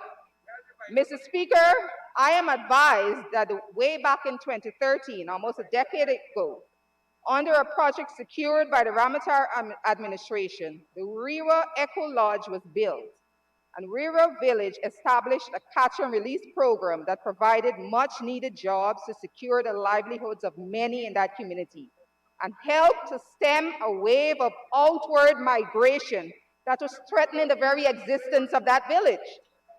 It is initiatives born out of visions like these that eventually resulted in Guyana being adjudged the #1 ecotourism destination in the world. But I dare say, Mr. Speaker, had our honorable friends been in government in 2013, with the potential of ecotourism requiring foresight, no such investment in our future might have been made. So, Mr. Speaker, I urge my honorable colleagues not to be lost in time, in that time where we were described as the second poorest country in the Western Hemisphere. We, the PPPC government, dream of being the richest country in the world, if not in dollars, certainly in the quality of life of all our citizens. Mr. Speaker, it has been almost 1 year since the world tourism sector was ravaged by the restrictive measures necessary to contain the COVID-19 virus. Despite this ever-present threat, Mr. Speaker, I am happy to report that Tourism Guyana is showing signs of revitalization due to the measures that our government have taken to responsibly recover from the pandemic. Mr. Speaker, our government inherited a sector that was devastated by the effects of the coronavirus pandemic. Revenue had plummeted by almost 50%. Thousands were left unemployed or on paid leave, and businesses were unable to manage operational costs. It appeared at that time that the AP and AFC government were uncertain of what strategic intervention was required to ensure the sustainability and recovery of the sector. However, we were not daunted by the magnitude of the pandemic. Being cognizant of the fact that thousands of Guyanese and their families depend on this sector for their well-being, our administration was proactive. 6 months later, I can state categorically that Guyana's tourism is on the road to recovery and undoubtedly will make a full recovery in time to come. Mr. Speaker, we are clear in our approach to the recovery of the sector. First, there was a need to ensure the safety of our tourism workers and their families. To do this, employees within the tourism sector needed to be adequately trained in preparation for the reopening of the sector. Training was thus conducted across the country, and as Minister responsible for tourism, I am confident that we are much more prepared to safely welcome visitors to our tourism destinations. Speaking of training, Mr. Speaker, more than 30 million has been allocated in Budget 2020 for training within the tourism sector. This will better position us to keep abreast with evolving trends within the sector and ensure that we meet the increasing expectation of our guests. In this regard, sir, I would mention that this Budget 2021 provides an allocation of 185 million for the establishment of a Tourism and Hospitality Institute, which will provide much needed instruction to persons who wish to pursue a career in the industry. Mr. Speaker, our efforts did not stop there. The Guyana Tourism Authority has been working closely with stakeholders to ensure the implementation of the health and sanitization protocols, which are prerequisites for receiving conditional approval from the COVID Task Force. Honorable Minister, your efforts may stop here if you don't get an extension. Thank you, Mr. Speaker. I'd like to ask for 5 minutes extension. My colleague to conclude. Thank you, Honorable Minister. Honorable Minister of Tourism, Industry and Commerce, you may continue. Thank you, Mr. Speaker. In direct support to our Amerindian communities and stakeholders within the tourism sector, the Ministry of Tourism, Industry and Commerce embarked on a distribution of sanitization supplies with the objective of equipping those directly involved with the necessary tools to ensure their safety. Mr. Speaker, in 2020, approximately 47 million was spent on preparedness for 39 Amerindian communities in regions 1, 2, 3, 4, 5, 7, and 9. Another 12 million will be spent in 2021 to support 10 more communities with their recovery plans as tourism reopens to the international market. This is part of our direct intervention, one built of empathy, concern, and foresight. A decision premised on the fact that the first step to recovery was to determine a way to remain safe. Our second approach to recovery, Mr. Speaker, was to target and develop domestic tourism. This plan is delivered through the strong working relationship the ministry has developed with regional tourism bodies. Regional tourism committees and other stakeholders were encouraged to develop niches within their respective communities, and we began a campaign to encourage Guyanese to explore various areas across the country while adhering to COVID-19 guidelines. This initiative breathed life into the sector as Guyanese responded and began to travel. Mr. Speaker, as you know, it has been the cry of many Guyanese that local travel can be expensive. In direct response, we have removed value-added tax from hinterland travel, making it more affordable for average Guyanese to experience the beauty and splendor of our country. Mr. Speaker, building an economy that is dynamic and resilient requires us to make Guyana easier to do business. It requires modernization through the use of technology and innovation, and it requires policies that encourage businesses to invest. With these requirements in mind, Mr. Speaker, I turn to some of our transformative plans, policies, and programs that we intend to pursue for private sector development and growth. Mr. Speaker, we have Guyana, as you know, is ranked 151 out of 119 nations and territories for trading across borders. But, Mr. Speaker, I wanted to be clear, we do not propose to be slaves to the rankings, which in many respects are not suited to our realities. But, Mr. Speaker, there is no denying that we must reduce the costs and time associated with trade across borders if our local businesses are to compete in regional and global markets. Therefore, Mr. Speaker, the electronic single window system for trade has long been recognized as one of those key transformative projects which will radically reduce time and cost for conducting business. Mr. Speaker, last year we've allocated $10 million to complete reviews to facilitate implementation. For 2021, we have budgeted $135 million, with which we will be procuring the goods and services, and by the end of the year, implementation of the single windows project will be well advanced, such that in 2022, we will be closer to completion of this initiative. Mr. Speaker, with all of the initiatives that I have outlined in this presentation, I put it to you that our friends on the other side cannot credibly contend that this budget lacks vision and delivers nothing for the people of Guyana. Quite contrary, Mr. Speaker, what we see is a coherent and coordinated set of programs which place us on a firm trajectory of inclusive and sustainable growth and development. And if our honorable friends on the other side are honest with themselves, they would agree and support the measures in this budget. Mr. Speaker, I thank you.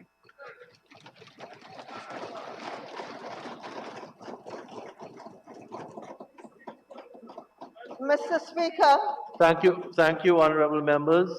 Honorable members, we have a very serious development in the dome.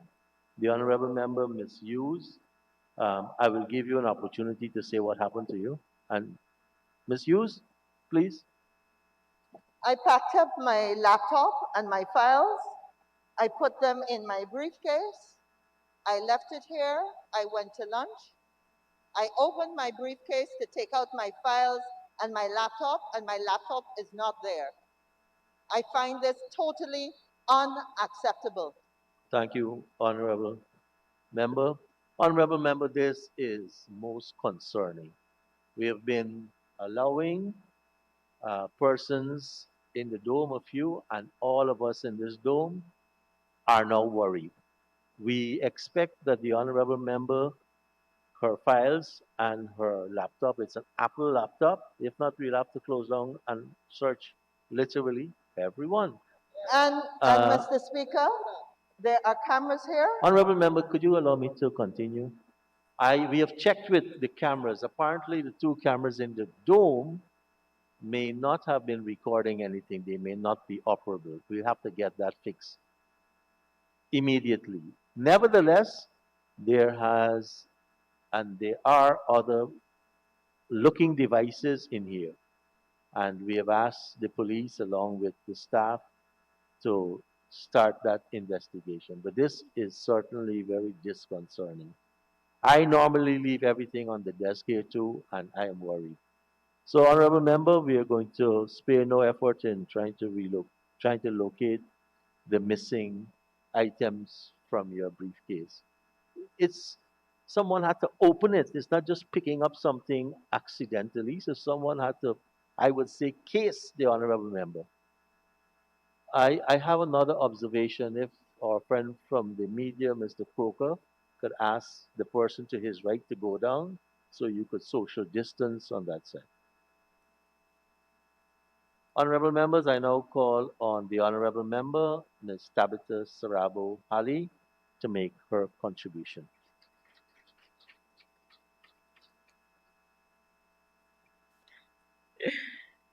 Thank you, Mr. Speaker. Mr. Speaker,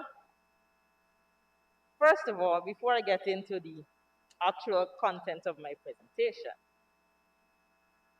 I find it quite ironic that an honorable member who had to be dragged before the Chief Justice to be told that she was illegally sitting in this August House, find it in herself to speak about honesty.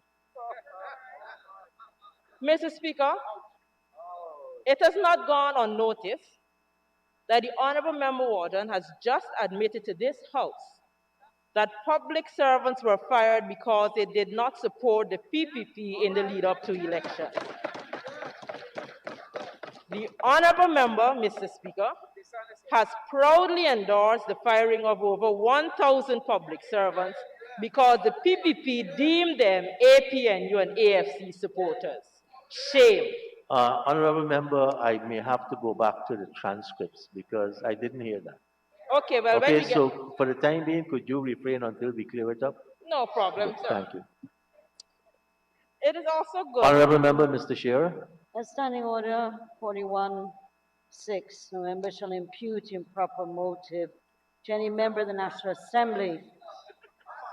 The honorable member began by quoting what she said was the Chief Justice.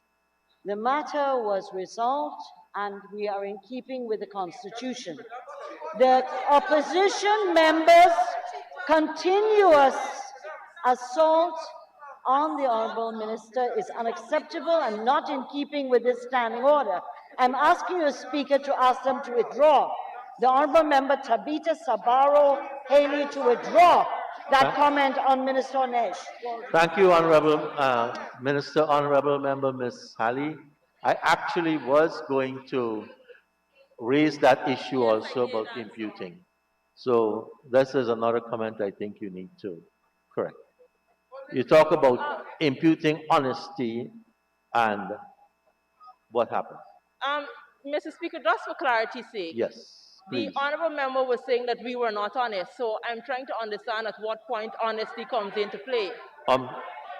Honorable Ms. Halley, Yes, sir. we can discuss this after, but No you have a problem, sir. ruling, right? No problem, sir. Honorable Member, just once, Honorable Sure. Chief Whip for the opposition, we spoke with respect to another member from your side earlier. Yeah. Yes, sir. Honorable Member Ms. Halley, please continue. And you'll get back your time, my dear. No problem, sir.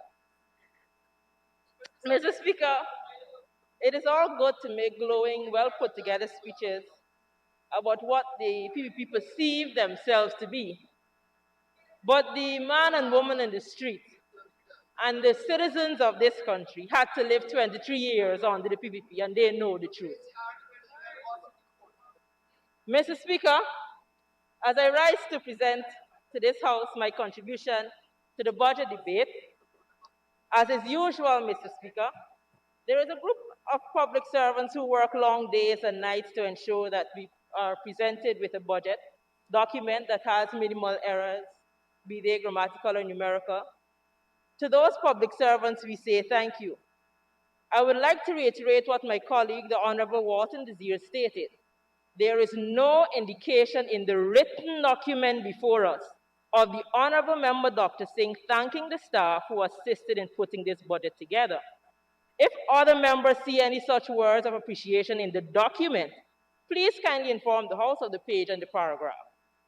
Mr. Speaker, what is saddening is the fact that neither those public servants in particular, nor the working class in general, have anything significant to gain from the proposed budget.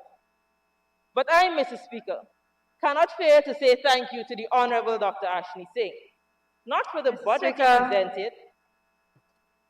Mr. Speaker, if I may, I'm not on a standing order right now, but I think, Mr. Speaker, it is high. You have to stand on a standing order. If not, you could come around and whisper to me. Please. Honorable Member Ms. Halley. Mr. Speaker. Honorable Member Ms. Halley. I will write. Thank you. But I, Mr. Speaker, cannot fail to say thank you to the Honorable Dr. Ashley Singh, not for the budget he presented, but for setting an example by returning to Guyana to serve. Alas, Mr. Speaker, the Honorable Member must consider if this reflects the quality of service he intends to offer the people of Guyana. After listening to the first group of speakers from the other side of the House, I am left to wonder if they were directly involved in crafting what's supposed to be the policies of their ministries, or if they were just given talking points that they are obviously having great difficulty articulating. Mr. Speaker, the honorable members on the other side are taking so much of their speaking time to spew rancid rhetoric, turning this House that deals with national issues into a never-ending episode of Wilding Out, while placing little attention to three critical Ps, their policies, plans, and projects for the all-important people of this nation. Mr. Speaker, as I rise today to add my perspective on Budget 2021, it would be remiss of me not to reflect on what has transpired in this session of Parliament. Our constituents and supporters have expectations of us. on this side of the House, we are aware of and take cognizance of the fact that the way we behave, the way we act, and the words we speak impact an entire country. We saw, Mr. Speaker, how the attitudes, the total disregard for the laws, and the squandering of public coffers between 1992 and 2015 had a negative impact on the culture of our entire society, and many of the ills we continue to deal with today come from the trickle-down effect of the behaviors of those in the highest office. On Monday, we on this side had no choice but to leave this House because the loud, relentless, visceral onslaught emanating from one honorable member of the other side. We had already suffered through and endured the disgusting behavior of many of the previous honorable speakers on the other side. But we are not prepared, or we were not prepared to endure further the denigration of the House. Mr. Speaker, I had hoped for a comprehensive, insightful, and frankly honest budget speech. However, this was not offered by the Honorable Dr. Ashley Singh in his reading of Budget 2021, which is titled, A Path to Recovery, Economic Dynamism and Resilience. To achieve all or any of that, Mr. Speaker, short, medium, and long-term plans should have been developed to inform the nation of the path to recovering from the COVID-19 pandemic, which should be our major objective. 5 months ago, Mr. Speaker, the 2020 budget gave no suggestion that the PPP had any idea how to deal with this pandemic. And in the 2021 budget speech, it does no better. The reality, Mr. Speaker, is that the 2021 budget speech, just like Budget 2020, which was erroneously dubbed an emergency budget, outlines no clear policy, no clear plan, no clear program that would help Guyanese recover from the effects of the pandemic. Budget 2021 constantly refers to the so-called emergency budget of 2020, which completely lacked the elements of what would be required in an emergency and only cater to ensuring landlords and some private sector entities benefit. The idea that the woefully inadequate $25,000 would be enough to make a significant difference to Guyanese who are struggling and suffering through this period is ludicrous. This pandemic has already lasted over a year with no clear end in sight, and there has been no real consideration for earnings lost over these months, resulting in the inability to pay rent and meet the range of other standing commitments, plus new ones that include the purchase of computers and monthly internet costs for students required to attend online classes. There are thousands of eligible Guyanese who have not yet received their $25,000. But the members on the opposite side are so caught up in their grand scheme of destroying any and all potential wealth in the Black community to care whether the neediest of our society were able to receive the meager $25,000. That a recovery is being touted, and there is no discussion of whether the $25,000 cash grant was adequate and whether the measures had the intended impact is atrocious. Too many of our fellow Guyanese were given pink slips or told they were not catered for because they were squatting or were just simply bypassed. At the same time, the number of COVID-19 related deaths continue to increase, and the number of detected positive cases keep climbing. No one is required to adhere to the supposed curfew, nor the guidelines, and many do not. So the PPP took the decision to do what it does best, fiddle while Guyana burns. The fact is, Mr. Speaker, the PPP has been and continues to be an abysmal failure in managing the spread of COVID-19 crisis. And as a consequence, it continues to spiral out of control. The Honorable Dr. Frank Anthony and his battery of advisors seem to be clueless. An unofficial reopening of the entire country has occurred, placing all citizens at risk. What is their plan, Mr. Speaker? A vaccine. You see, Mr. Speaker, the PPP has practically given up on managing the spread of COVID-19, leaving Guyanese to fend for themselves. The PPP awaits a vaccine. What is most ironic, Mr. Speaker, is that even though they have played lip service to placing all their eggs in the vaccine basket, there is no reference to the purchase of vaccines in the 2021 budget. They could not find the money to purchase the main thing they are hinging their path to recovery on, a vaccine. Instead, Mr. Speaker, they are waiting for donations and freeness while boasting of a $383 billion budget. Mr. Speaker, if we look at the 5 major vaccines that are currently available globally, with our total population of approximately 747,000, the cost for vaccines would range from between 1.2 billion to 10.2 billion Guyana dollars. Imagine, Mr. Speaker, they boast about a $383 billion budget for 2021, but cannot find $1.2 billion for vaccines to protect and safeguard Guyana's most precious assets, our people. So, Mr. Speaker, while there is a total dependence on vaccines, apparently, we are waiting on aid rather than ensuring our population is vaccinated. So even the dependence on vaccines seems to be a farce. Mr. Speaker, it is my considered opinion that those currently managing the economy are stuck in an IMF World Bank 1980s macroeconomic stability model time warp, where the government was required to take extreme measures to deal with burgeoning deficits, most of which included significant reduction of government spending on the public sector and public services. It appears that the PPP's only understanding of fiscal policy and how to manage an economy is by utilizing this outdated structural adjustment formula, which the world over has recognized as unsuitable for the development of a developing country. Further, this may be the reason why they are attempting to dismantle the fiscal policies implemented during APNU-AFC's tenure. The tax base was widened, and laws already on the books were enforced, thereby increasing our revenues and allowing us the ability to meet the additional human resource needs of our public service.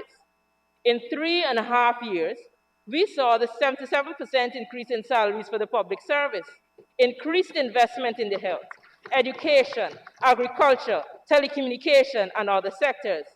All of this will read GDP growth every year, culminating with 43.5% growth in 2020. The PPP's desire to keep Guyana's fiscal policies in the 20th century runs counter to Guyana's current state as an upper middle income country. Though this status should impact the PPP's approach to its fiscal policy measures, Budget 2021 and the prior bill passed to further raise the debt ceiling prove otherwise. Mobilizing our own development finance and forgetting or at least reducing our dependency on aid and even concessionary financing on a regular basis must be our goal. This brings us to 3 other major questions. How does the PPP define development? What does the PPP see as good governance? What exactly is their development policy? Mr. Speaker, one of our illustrious sons, Dr. Walter Rodney, described the concept of development in the following way, and I quote, "Development in human society is a many-sided process. At the level of the individual, it implies increased skill and capacity, greater freedom, creativity, self-discipline, responsibility, and material well-being. At the level of social groups, therefore, development implies an increasing capacity to regulate both internal and external relationships. If we were to agree on this, and I hope we can, then we could agree that development has to be greater than the brick and mortar budget that we have before us, and it must include a commitment to creating a society where civil liberties and human rights are protected. Instead, these have been eroded daily since August 2nd, 2020. Mr. Speaker, I now turn my attention to the area of critical importance to the development of this great country of ours, the public service. One of the main areas that should receive government spending and support is the improvement in the delivery of public services by upgrading management skills that improves efficiency in the delivery of services, as well as accelerating the digitization of e-government services. The World Bank recently found that foreign direct investment was increased when investors could access government services online. Mr. Speaker, very little, if any, emphasis was placed on the foregoing. But this component is so important for the development that the Guyanese public expects and deserves. In 2019, For the first time in the history of our public service, an award ceremony was held in appreciation of our public servants. Mr. Ralph Welcome, Field Auditor, was the longest-serving employee at the Ministry of Public Infrastructure. He had an unbroken service record of 49 years and was among 51 public servants honored on Monday, June 24, 2019, by the Department of Public Service as part of Public Service Day 2019 activities. This, Mr. Speaker, was just one of the number of initiatives that began during the APNU-AFC administration to demonstrate to our public servants that they are valued. I find it necessary at this point to mention this, as I believe that our public servants are going through a harrowing period with the questionable return to office of those on the opposite side of this House. Guyanese continue to witness the annihilation of the public service and all associated agencies and organizations since August of 2020. In 2015, when the APNU-AFC rose to government, there were continuous cries from the citizenry that the public service was inefficient and archaic. Individual ministries as well as public agencies worked as silos and were unable to properly provide the services that the public expected and deserved. Some of the major issues we confronted were decades-long vacant positions in critical departments and persons holding positions for which they were woefully unqualified, all affecting the ability to efficiently serve the public. Mountains of paper greeted us in some agencies, as computerization was a foreign concept and decision-making was so centralized that almost every move required some minister's consent. Gatekeepers were placed in all agencies, ensuring that the will of the minister was carried out at the expense of professionalism and ethics. Vindictiveness and discrimination permeated the public service. It was a culture deliberately developed over 23 years, not easy to change. Those days have returned in full force, Mr. Speaker. In the last 6 months, we have seen the dismissal of highly qualified and experienced public servants through the non-renewal of contracts. For the former Executive Director of the EPA, for the Qualified Commissioner of Guyana Lands and Surveys Commission, for the General Manager of the Guyana Marketing Corporation, even for the staff from the NDMA, when so many other agencies, presumably poised to become digitized, require their skills. The inhumane and racist treatment of staff at the Guyana Forestry Commission, the innumerable number of public servants who have chosen to resign rather than work to continue to work under the PPP, and not to forget those who continue to work in complete fear and anxiety daily, not knowing whether they will be next without an income. There are a few lines I will read, Mr. Speaker, that I believe aptly speaks to the motivation and the actions we see from the PPP. This is my version of a quotation taken from George Orwell's writing. The PPP seeks power entirely for its own sake. They are not interested in the good of others. They are interested solely in power, pure power. What pure power means, you will understand presently. They are different from the oligarchies of the past in that they know that what they are doing. All the others, even those who resemble them, were cowards and hypocrites. The German Nazis and the Russian communists came very close to them in their methods, but they never had the courage to recognize their own motives. They pretended, perhaps they even believed, that they had seized power unwillingly and for a limited time, and that just around the corner, there lay a paradise where human beings would be free and equal. The PPP are not like that. They know that no one ever seizes power with the intention of relinquishing it. For the PPP, power is not a means, it is an end. The PPP does not establish a dictatorship in order to safeguard a revolution. The PPP makes the revolution in order to establish the dictatorship. For the PPP, the object of persecution is persecution. For the PPP, the object of torture is torture. For the PPP, the object of power is power. And that, Mr. Speaker, is the PPP in a nutshell. Public servants of our dear country are yet again left wondering what this second budget under the PPP administration has in store for them. In all of 77 pages, there was one mention of public sector employees and one mention of public services. Page 4 of the budget speech states that the PPP plans include improving the quality of public services. The minister with responsibility for finance, however, did not see the need to elaborate on how this will be accomplished. What is it that they will do now that they did not do in their previous iteration that would ensure a noticeable improvement in services provided by government agencies? 77 pages and not one paragraph on the importance of public servants to the development of the country. No recognition of the important role public servants must play to ensure the implementation and execution of government plans. None. This statement comes days after the said administration saw it fit to close the Bertram Collins College of the Public Service, an educational institution that was created to resolve one of the myriads of problems facing the public service prior to 2015. Mr. Speaker, the Honorable Member Parag in a recent interview stated that the Bertram Collins College was training 56 persons who entered the public service at the clerkly position. Then said, and I quote, "The intention of whatever this college or what the public was being led to believe was not so at all. The college was not accomplishing what they were telling the public they wanted to do."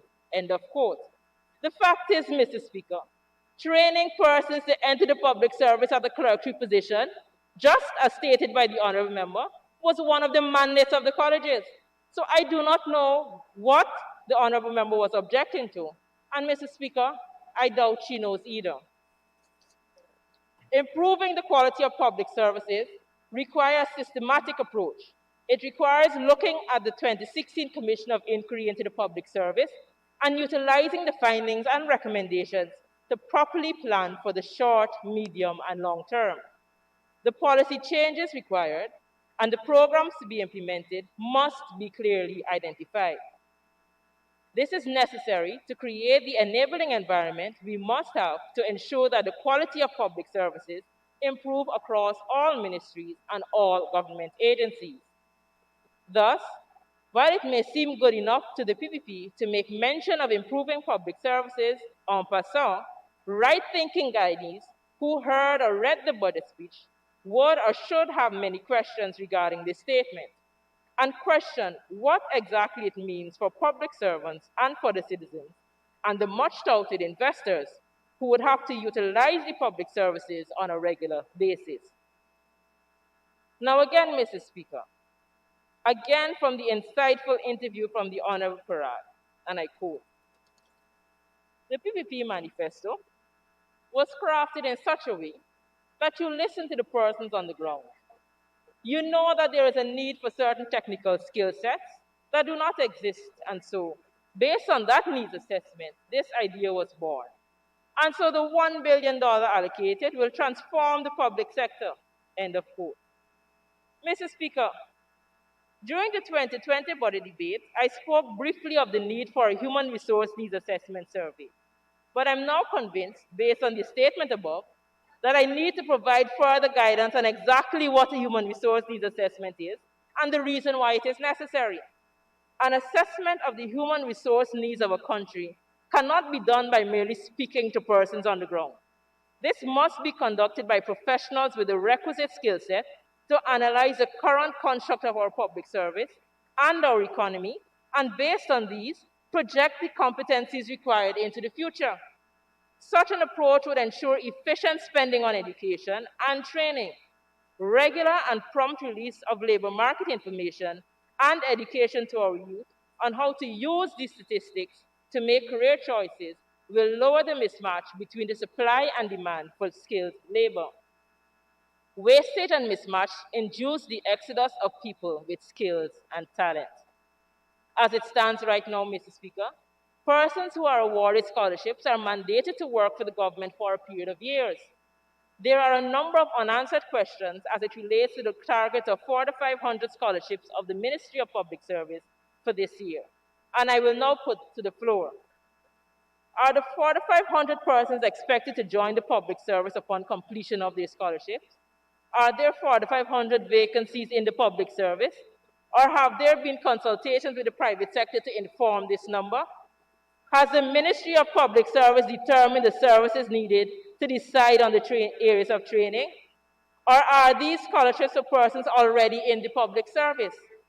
What system is in place to ensure that these 4,500 scholarships are given out equitably? So, Mr. Speaker, it is all good to tout $1 billion, but if systems are not put in place, those dollars could be spent, and at the end, the country would not have benefited. Also, during the reference interview, Honorable Member Parag made mention again of the fact that I benefited from a scholarship in 2016, and I just heard it again from the floor. Because the Honorable Member never misses the opportunity to remind whoever cares to listen of this fact, I'm inclined to comment. In December 2010, out of a desire to serve my country, I returned home after graduating cum laude with a Bachelor of Science degree from Arizona State University in just 3.5 years. If I might add, no, you did not pay for it, thank you very much. If I might add, Mr. Speaker, after my first year at university, I became a member of the Golden Key Honorary Society, which recognized my achievement of being in the top 10% of my class. In case anyone wishes to check, feel free to take a quick flight, and with the help of Google Maps and a GPS, you would have no problem locating the Arizona State University, where you could readily verify my information. So as a Guyanese, out of a desire to serve, I became a lecturer at the University of Guyana, and it was during my tenure at UG I accepted a scholarship from the government of Guyana. I therefore have no apologies for said scholarship.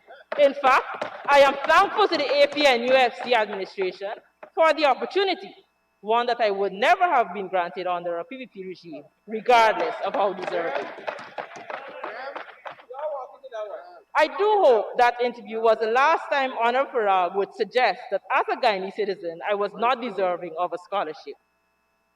Mr. Speaker, with my teaching experience in mind, I am more than willing to offer Paul 101 classes, free of cost, to the Honorable Member and by extension to all the members on the other side of the House, because we care, and because no MP or minister must be left behind. So if we are truly to work towards one Guyana, and I will repeat it for emphasis, because of my training and teaching experience in mind, I am more than willing to offer Paul 101 classes to the Honorable Member Parag, and by extension to all the members on the other side, because we care, and because no MP or minister must be left behind if we are to truly work towards one Guyana. Since the budget speech was read, there have been several statements made about whether the budget includes monies for salary increases for public service. To this issue, during the 2020 debate,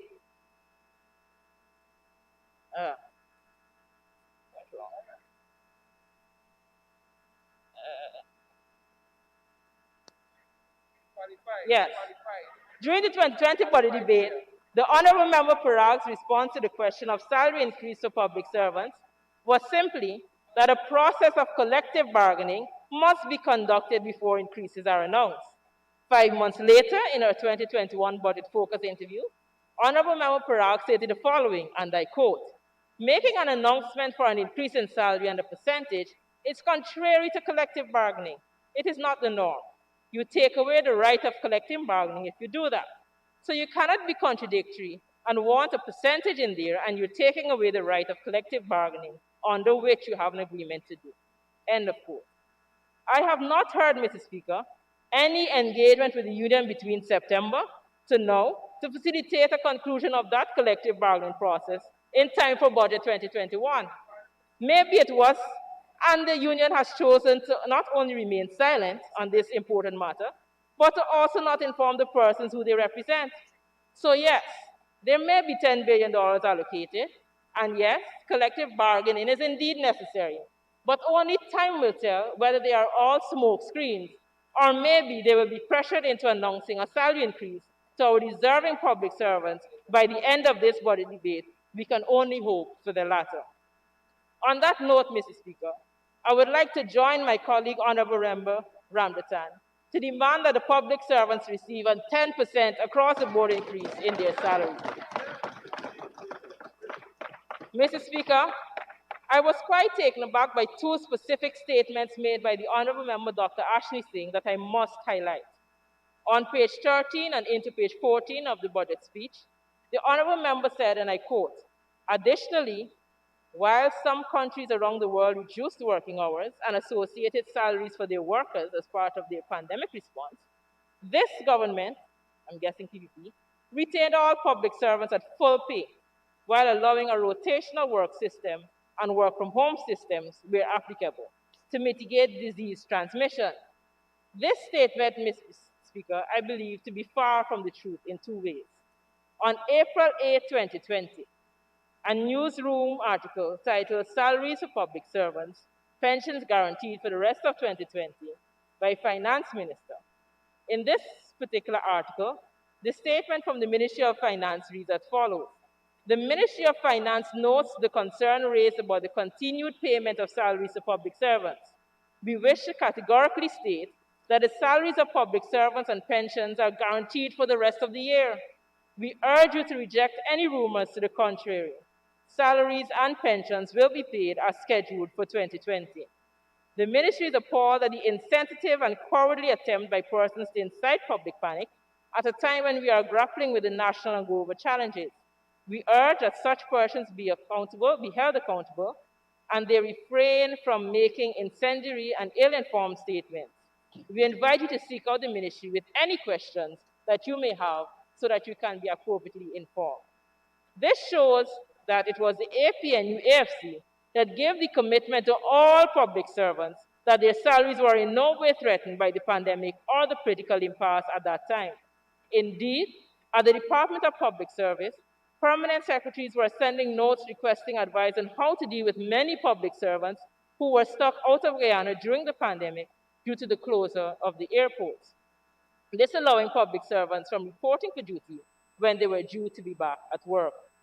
Under normal circumstances, their salaries would have been cut. However, instead, we made a decision that we could not hold public servants accountable for circumstances beyond their control. Mr. Speaker, it was under the guidance of His Excellency President David Granger and Prime Minister Moses Nagamutu that a national COVID-19 plan was conceived so that there would be an across ministries and government agencies approach to this pandemic. The Department of Public Service on March 27, 2020, issued a circular to the entire public service with the subject, Public Service Response to COVID-19, where the following was stated. Heads of agencies should undertake to identify all staff that are considered to be critical or non-critical. Critical employees in the context of COVID-19 are defined as anyone whose job function is necessary for the effective daily operation of their agency or authority and who must be physically present in the office to execute their duties. Heads of agencies, in consultation with their senior staff within their agencies, should determine rotational or other arrangements for all critical and non-critical personnel and the capacity of the agency to enforce and monitor such arrangements. Where rotation is being considered, it must not exceed 1 week, and officers are expected to be on call and be prepared to work on short notice should the need arise. Honorable member, you may need an extension.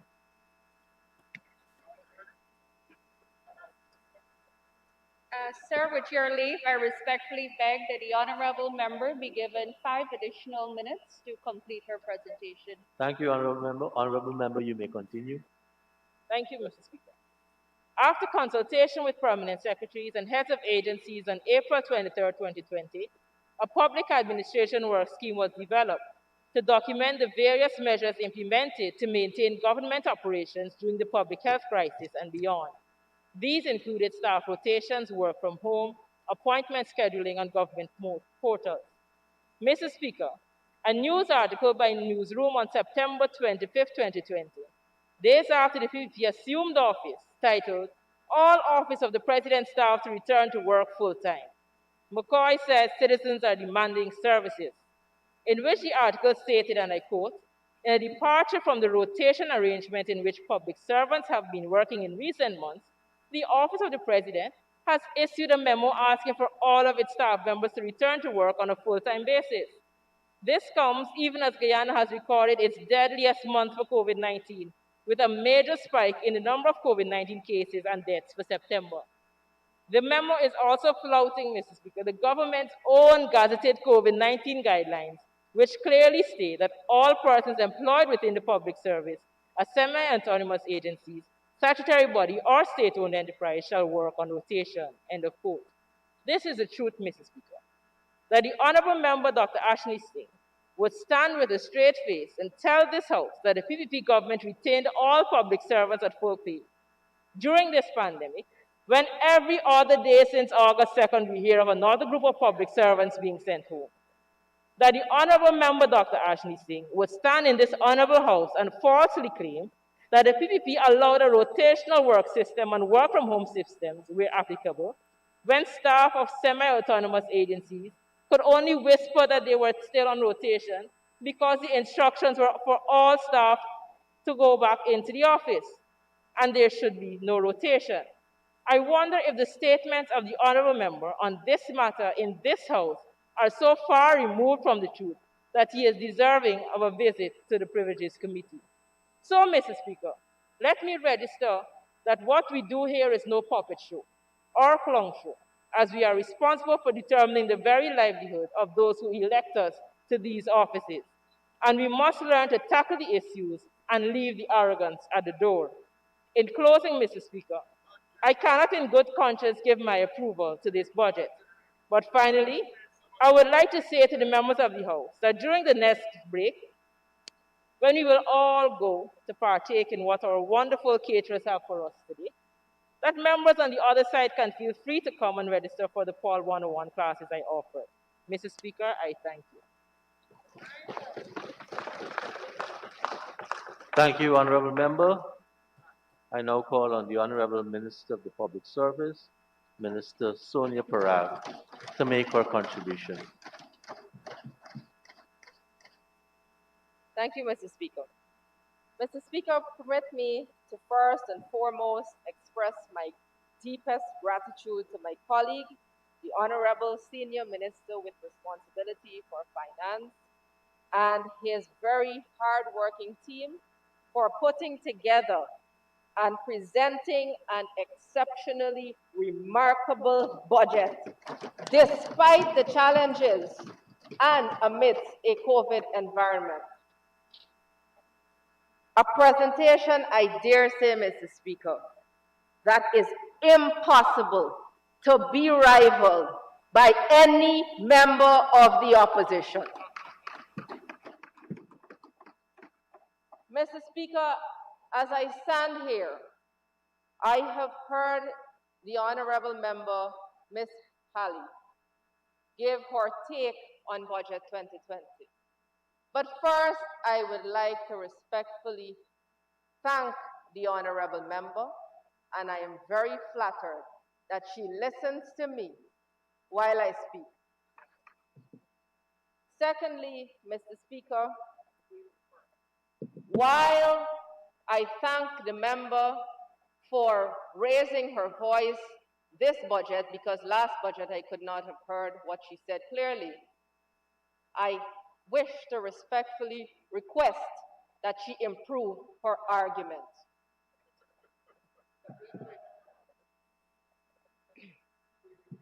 Mr. Speaker, the Honorable Member sought to offer me assistance. And while it is great to have a cut and paste speech, it was unhelpful. Mr. Speaker, Budget 2021 comes on the heels of an emergency budget approved in September 2020, which kick-started relief measures aimed at unburdening our nation's people. Burdens that were every bit as oppressive and suffocating as those of the 1970s and the 1980s. And it is amazing that up to today's date, it has escaped the opposition minds how they have lost the elections. They were voted out for every single thing that they held on a chokehold of this nation.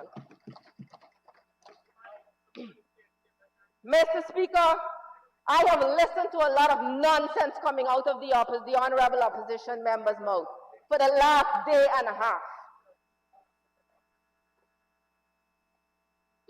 The opposition members, since the commencement of this budget, has been attacking this budget for being visionless and oppressive.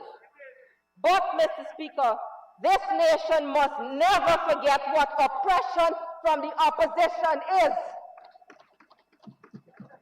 They must never forget that our people were taxed up to their neck from 2015 to 2020.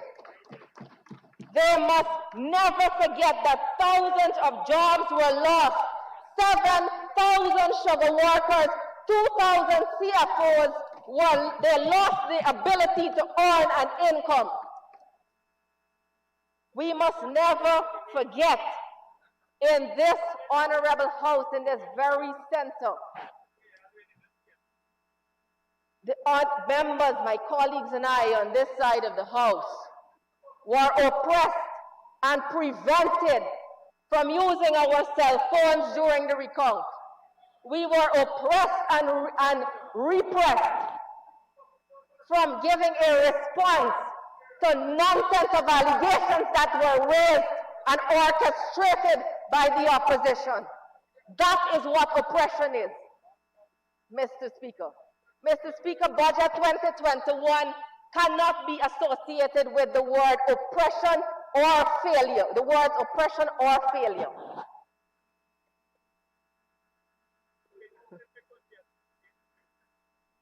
Mr. Speaker, I go on the very words that the honorable members continuously use, oppression. Mr. Speaker, I will never forget, on the 13th of March 2020, as I left the GCOM headquarters at Kingston, I was nearly beaten up by supporters while the APNU, AFC members were standing right there. That is oppression, Mr. Speaker.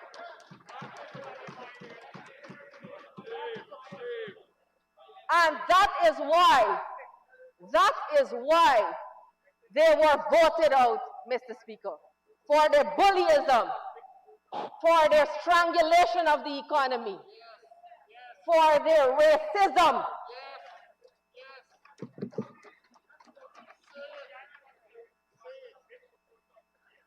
Mr. Speaker, Budget 2021 seeks again to build on the rule of law and democracy.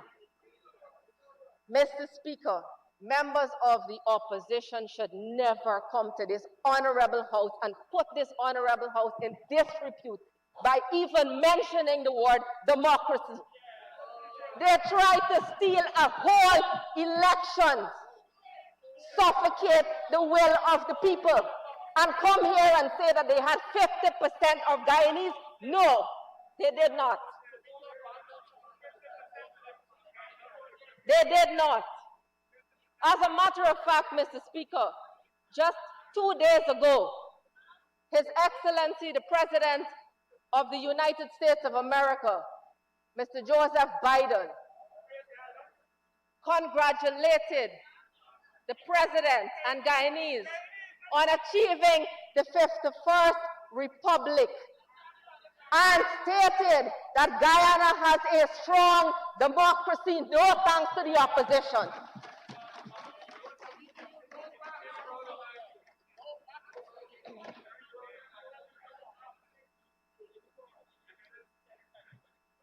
Mr. Speaker, while a portion of Guyana is being threatened to be unhinged, the opposition continues to carry a narrative that wants to divide our country. In addition, Mr. Speaker, we have witnessed something that is unprecedented in the world. The Honorable Member, Ms. Cummings, revoking accreditation for international counterparts. Honorable Minister, revoking? I was around. Beg your pardon, sir? You may need to withdraw that. Threatening to revoke, I apologize. In any event, Mr. Speaker, it is unprecedented.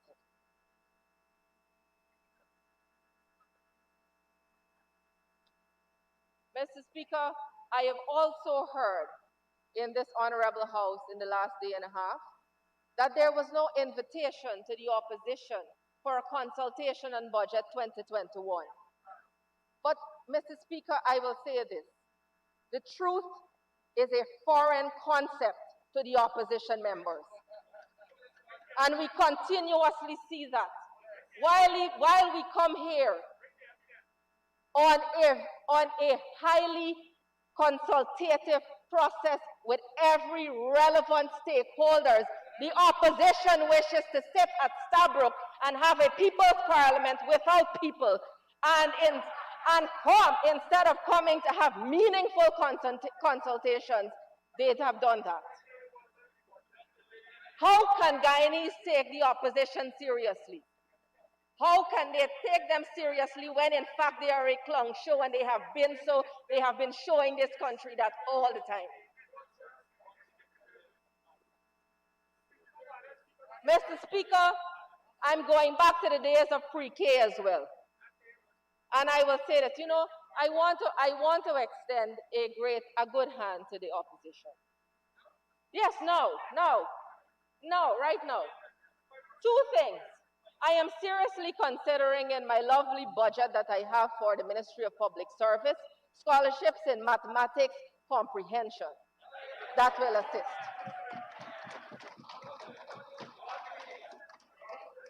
I will also point the honorable members of the opposition to the Honorable Minister of Health's budget that carries a good portion for mental health. It includes pathological ...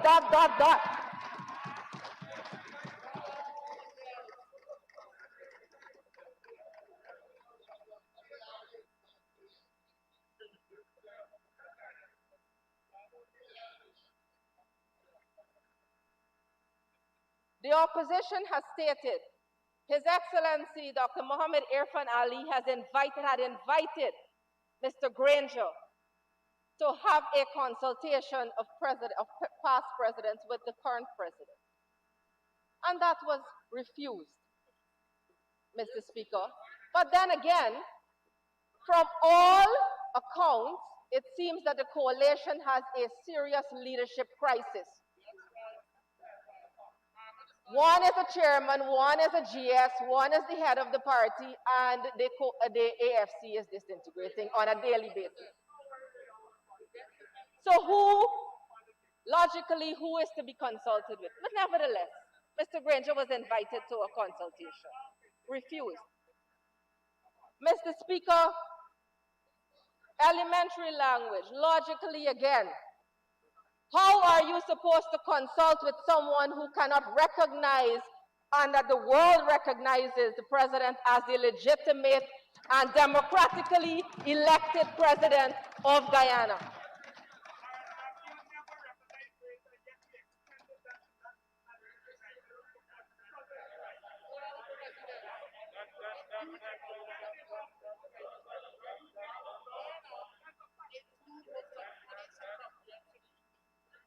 Mr.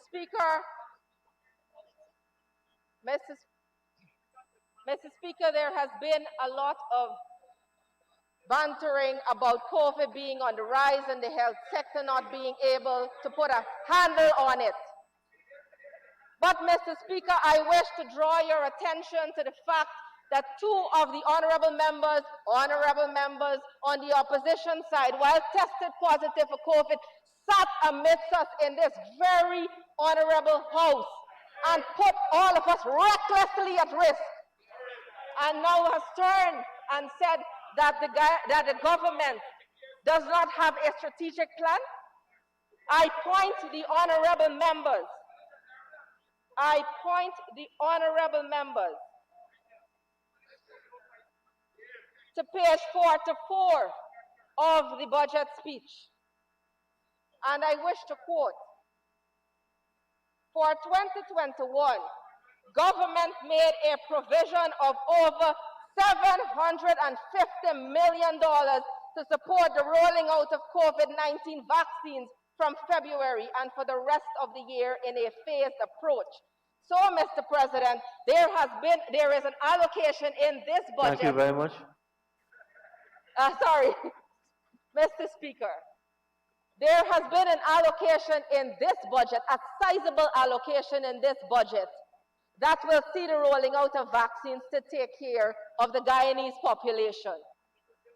So, Mr. Speaker, I wish to say again that the opposition needs to stop with the pathological untruths just to gain any cheap political points that may come their way.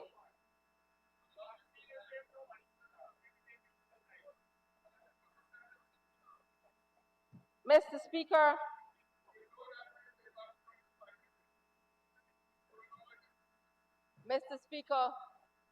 I wish now to rebut the Honorable Member Ms. Halley's speech. Several things in her speech. Inaccuracies, as a matter of fact.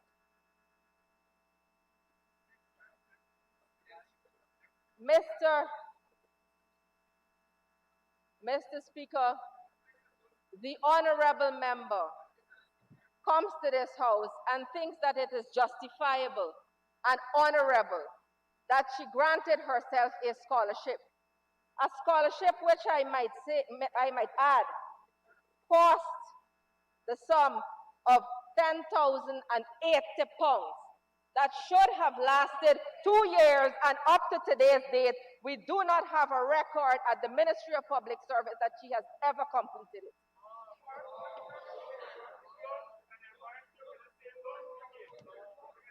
Mr. Speaker, it is one thing to come to this house and say, there is nothing wrong with me being granted a scholarship. There is something very wrong with you giving the honorable member, Ms. Nicolette Henry, a scholarship. There is something very wrong in sitting in a public office and giving the honorable member, Annette Ferguson, a scholarship. There is something very wrong with giving the honorable member, Simona Brooms' children, scholarships that amounted to $25,000 US that could have gone to those that are in need and who are financially unable to support themselves to go to the University of Guyana. Mr. Speaker, when you take public office, it is not to help yourself. It is to serve the Guyanese people. So do not come here and try to justify that you helped yourself instead of helping the nation.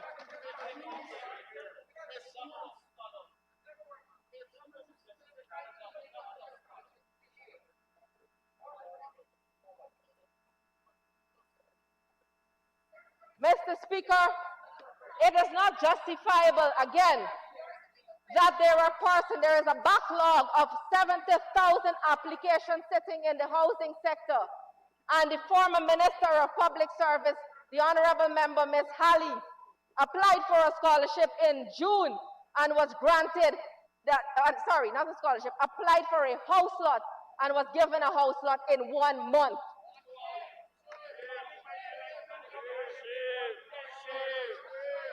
That is what you call self-serving and not service to your country.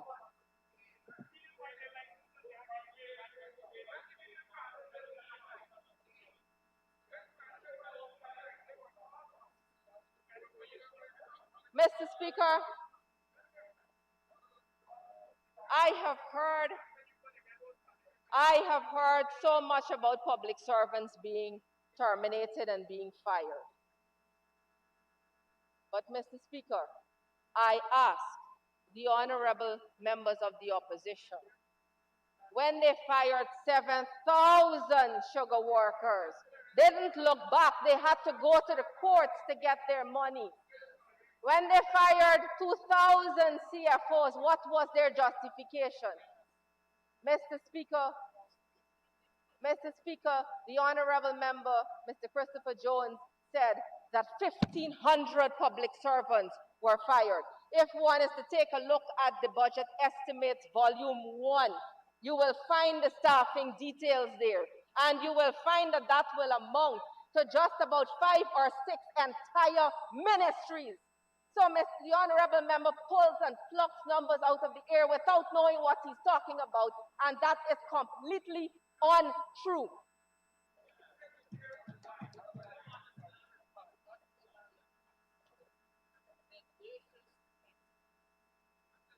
Mr. Speaker, I have heard about the termination of the staff college, but let me set the record straight here today.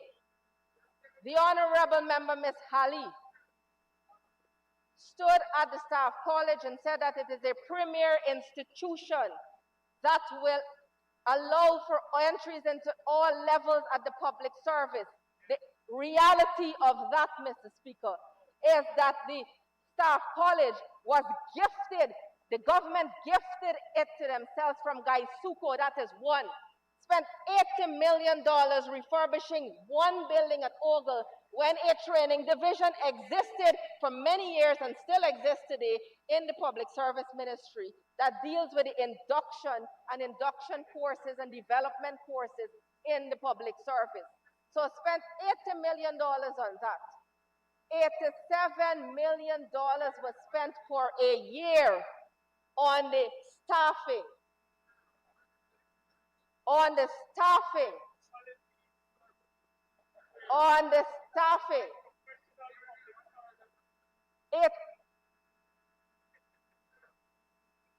$87 million was spent on the contracted employees employed at the staff college, 50% of who were retirees. How do you juxtapose that to firing 7,000 sugar workers and putting them on the breadline? How do you justify that?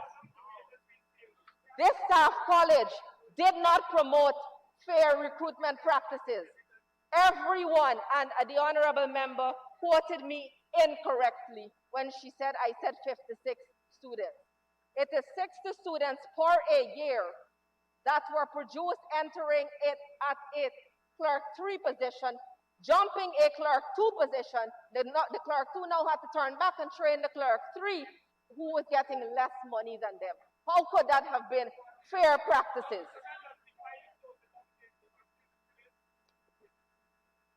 So whatever intention was for the staff college, it did not produce and give that intention. It did not. And, Mr. Speaker, I wish to place this on record. The Ministry of Public Service struggled, but found placement for all 60 of those persons who were trained in 2020.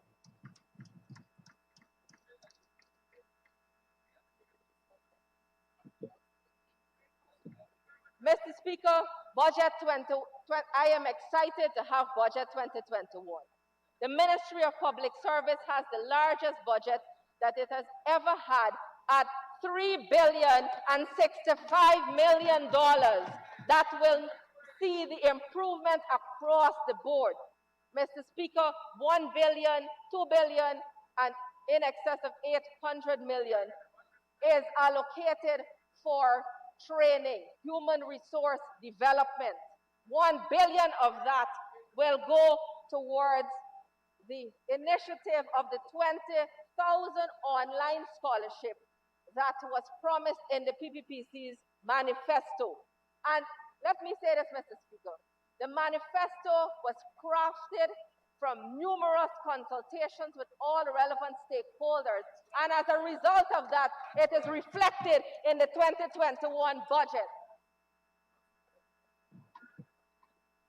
Mr. Speaker, this $1 billion that is allocated to the Ministry of Public Service will go wider than just an induction course into the public service.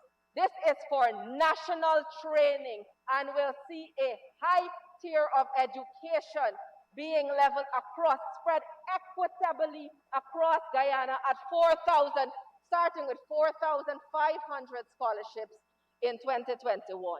Online scholarships, that is. Mr. Speaker, the Ministry of Public Service is also heavily allocated in the usual scholarship and training departments. And if I may say, sir, that not to toot my own horn, but I will do so on this occasion. In 2019,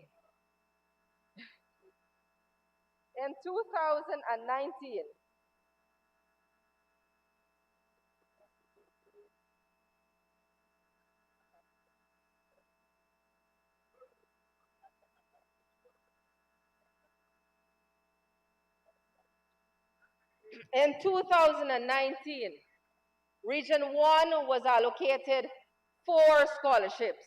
In 2020, Region 1 was allocated 14 scholarships. In 2019, Region 2 was allocated, Region 2 allocated 10 scholarships. In 2020, in a short space of time in the midst of COVID environment, 21 scholarships were granted. In Region 3, 30 scholarships were granted in 2019. In 2020, 51 scholarships were granted in Region 3. In Region 4, 158 were granted and 226 in 2020, with an equitable spread across the sub-areas of East Coast and the East Bank, rather than centralized in Georgetown. In Region 5, in 2019, there were 13 scholarships granted. In 2020, that went to 23 scholarships. In Region 7, 4 scholarships in 2019. In 2020, there were 7. In Region 8, 0 scholarships for 2019. In 2020, there were 7 scholarships. In Region 9, there were 4 scholarships in 2019. In 2020, there were 10 scholarships. In Region 10, there were 33 scholarships. In 2019, in 2020, there were 45 scholarships. In that short space of time, Mr. Speaker, the PPPC administration was able to deliver and not leave the hinterland behind as we promised. And in 2021, Mr. Speaker, that will invariably improve. So, Mr. Speaker, with the budget allocation of from the emergency budget, it was well spent on the people of Guyana from the Ministry of Public Service. And might I dare say that the honorable member said that when they entered office in 2015, everything was archaic and old and nothing was computerized. Might I say when I entered office in August 6th, 2020, it was the same way. I am now computerizing all the data for every department. The Ministry of Public Service is not only doing that, sir, but we are increasing training in technical skills by not only granting scholarships and financial aid to the Georgetown Technical Institute, but also to the Linden Technical Institute, to the Barbies Technical Institute, to the Essequibo Technical Institute. It will be extending this year to all of those areas as we are very aware that technical skills are necessary. The Center of Excellence in Information Technology, Mr. Speaker, 15 million has been allocated in the budget for the Ministry of Public Service to improve on information technology. This will be done in collaboration with the Indian government, which will fund that center as well. So the country can look forward to a modern age of information technology.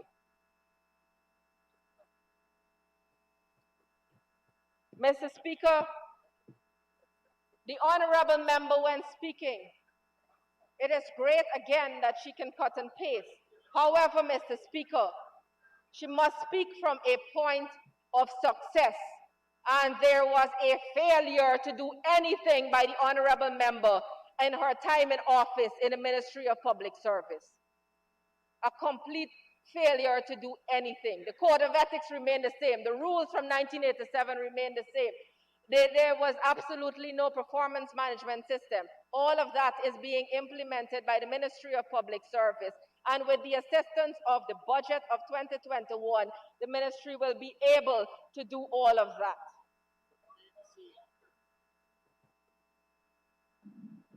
Mr. Speaker, software is being installed and will be installed, and thanks to the budget of 2021, that will be installed to have a shorter turnaround time in the processing of documents within the public service that will see the wheels of government turning faster. That is something that is not done. So, Mr. Speaker, in all sectors in this country, budget 2021 is financially able to manage and bring back this country to stability. Mr. Speaker, every right-thinking Guyanese has come out and has applauded budget 2021. Every right-thinking organization has come out and applauded budget 2021 because they realized that government was not doing anything from 2015 to 2020, and now the country will be pulled out of debt because the PPPC has done it from 1992 to 2015 and will do it again. Not only will they pull the country out of debt, but stabilize the economy and make this country great as it should be, Mr. Speaker. Budget 2021 is just the commencement of that, and all of that amidst a horrific pandemic that is affecting the entire world. Mr. Speaker, with those words, I give my full support and put my full weight behind budget 2021 and its implementation in the development of our country. Thank you. Thank you, Honorable Minister, Minister of the Public Service. I now call on the Honorable Member, Ms. Natasha Singh Lewis, to make her contribution. I trust.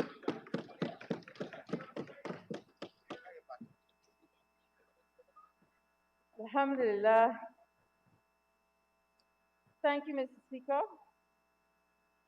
Mr. Speaker, thank you for this opportunity to present my thoughts to this honorable House on this short-sighted budget presented to us under the theme, A Path to Recovery, Economic Dynamism and Resilience. Mr. Speaker, it pained me to listen to Dr. Ashley Singh speak of dynamism in this budget when we all know that the political directorate who dictates the policy of this budget emanates from that of the dark triad. I say this to let you know, Mr. Speaker, as I read the minister's budget speech, the tone extracted is that of a draconian one. And we know that only the one-man band is capable of saying. I don't believe for one moment that, like the Attorney General, Dr. Ashley Singh has the testicular fortitude to pull a Machiavellian stunt like this in presenting this backward and visionless proposal as a macro financial policy. However, Mr. Speaker, I believe if the Honorable Indar is given his rightful place, he will do a better job. That way, Dr. Ashley Singh can go back to Dubai, since he appears to be jet-lagged, or still feels that he's on the beach sipping champagne and feasting on steak. Mr. Speaker, my mind tells me that this budget, hello, my father did not rape my cousin. That is shameless. Mr. Speaker, my mind tells me that this budget is a reflection of Dr. Ashley Singh throwing a tantrum and making a spectacle of himself so that the one-man band can play a different tune for him. Mr. Speaker, for whatever reason Dr. Ashley Singh's performance is diminishing, the Guyanese people need to be aware that this budget is unrealistic and hypocritical in nature. Mr. Speaker, this PPP budget is visionless. It's an assault on the poor people of this nation. Mr. Speaker, let me tell you and the Guyanese people about the hypocrisy of this budget. Dr. Ashley Singh, in his budget speech on the 12th of February 2021, said that the vision for Guyana is stated in the Oneness and One Guyana Corridor speech by his president on the infamous day, the 11th of February. Mr. Speaker, because I recognize that the vision of any strategy or program is the heart or the life wire that gives it life, I will spend a few minutes looking at the Oneness Guyana concept. Mr. Speaker, from the onset, let me make it clear that the Oneness Guyana concept is a plagiarized concept of the David Arthur Granger concept of social cohesion for Guyana, written and published in September 2015. And I have the evidence right here, Mr. Speaker. Mr. Speaker, this is the social cohesion concept. This booklet titled Social Cohesion and Political Inclusion, Strengthening Society, Forging National Unity, articulated. And so let me tell you a few things what it says. Inclusionary democracy, promotion of political inclusion, employment and social protection, equal access to education, a cohesive society for all. Mr. Speaker, this is my first evidence when I refer to the speech as a cohesive one. Sir, this, as I put forward, is the APNU-AFC five-stage strategy to establish a cohesive society. Mr. Speaker, I honestly believe that because Dr. Ali has recently been through the rigors of being a PhD student, he personally would not plagiarize the writing of President David Granger. Mr. Speaker, plagiarism is academic fraud. I don't believe Dr. Ali will do that. And so I think he should fire the person who wrote the speech for him. And if you don't believe me, ask Dr. Opade, former Vice Chancellor of the University of Ghana, who is a known writer of these pieces. Mr. Speaker, the author of the I Oneness... didn't hear you properly with the last few words. A known writer, it came out a bit muffled. Dr. Opade, former Vice Chancellor of the University of Guyana, who is a known writer and supervisor of a few theses. Of a few theses. Yes, sir. Okay.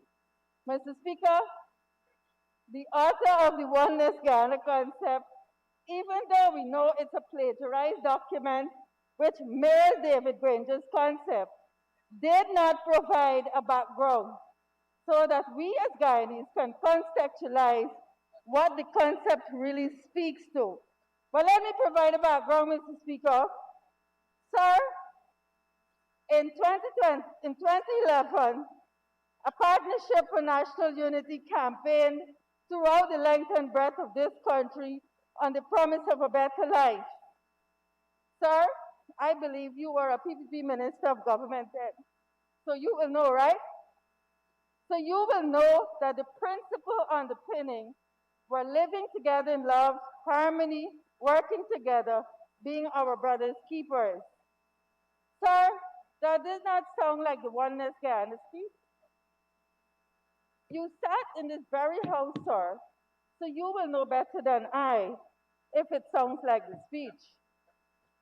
Mr. Speaker, I have shown you two pieces of evidence that demonstrated that the PPP stole up new AFC concept of social cohesion and rebranded Oneness Guyana. Sir, I gave them an F, a failing grade for the people of Guyana. Sir, because it is deemed an academic fraud, plagiarism is academic fraud, sir. And fraud is fraud. It should not be in this house. Mr. Speaker, when you plagiarize, you're unable to expound because it's not your thing. But by that I mean, what will they do at this point of implementation, which will really determine the impact that Dr. Ali is speaking about? Here we see there's a clear contradiction or dissonance between that vision outlined in the Oneness speech and the budget presented to this House. My colleagues on the first day of the debate would have shared a few clear contradictions in different sectors. But more pointedly, Mr. Speaker, I want to ask Dr. Ashley Singh, what is the programmatic structured approach outlined in this budget to address the oneness referred to as the vision for Guyana?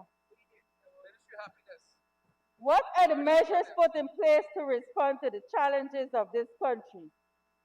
Specifically noting that the people of this great country, Guyana, has gone through so much during the 2020 elections. And some people think that we are brave and strong, and so we will survive. Sir, the damages done to the people of Guyana by people like Auntie Suki, who is irreparable, and don't tell me anything about the ERC. That's the self-proclaimed bishop claim to fame. And in the opinion of one commissioner, it is a white elephant. My opinion of the ERC, yes, the ERC, it is a farce. Yes, it is a farce that is embodied by the Prem Chopra of the PPP, the one and only one-man band. I ask about the structure for the implementation of the Oneness Vision because it was missing, Mr. Speaker.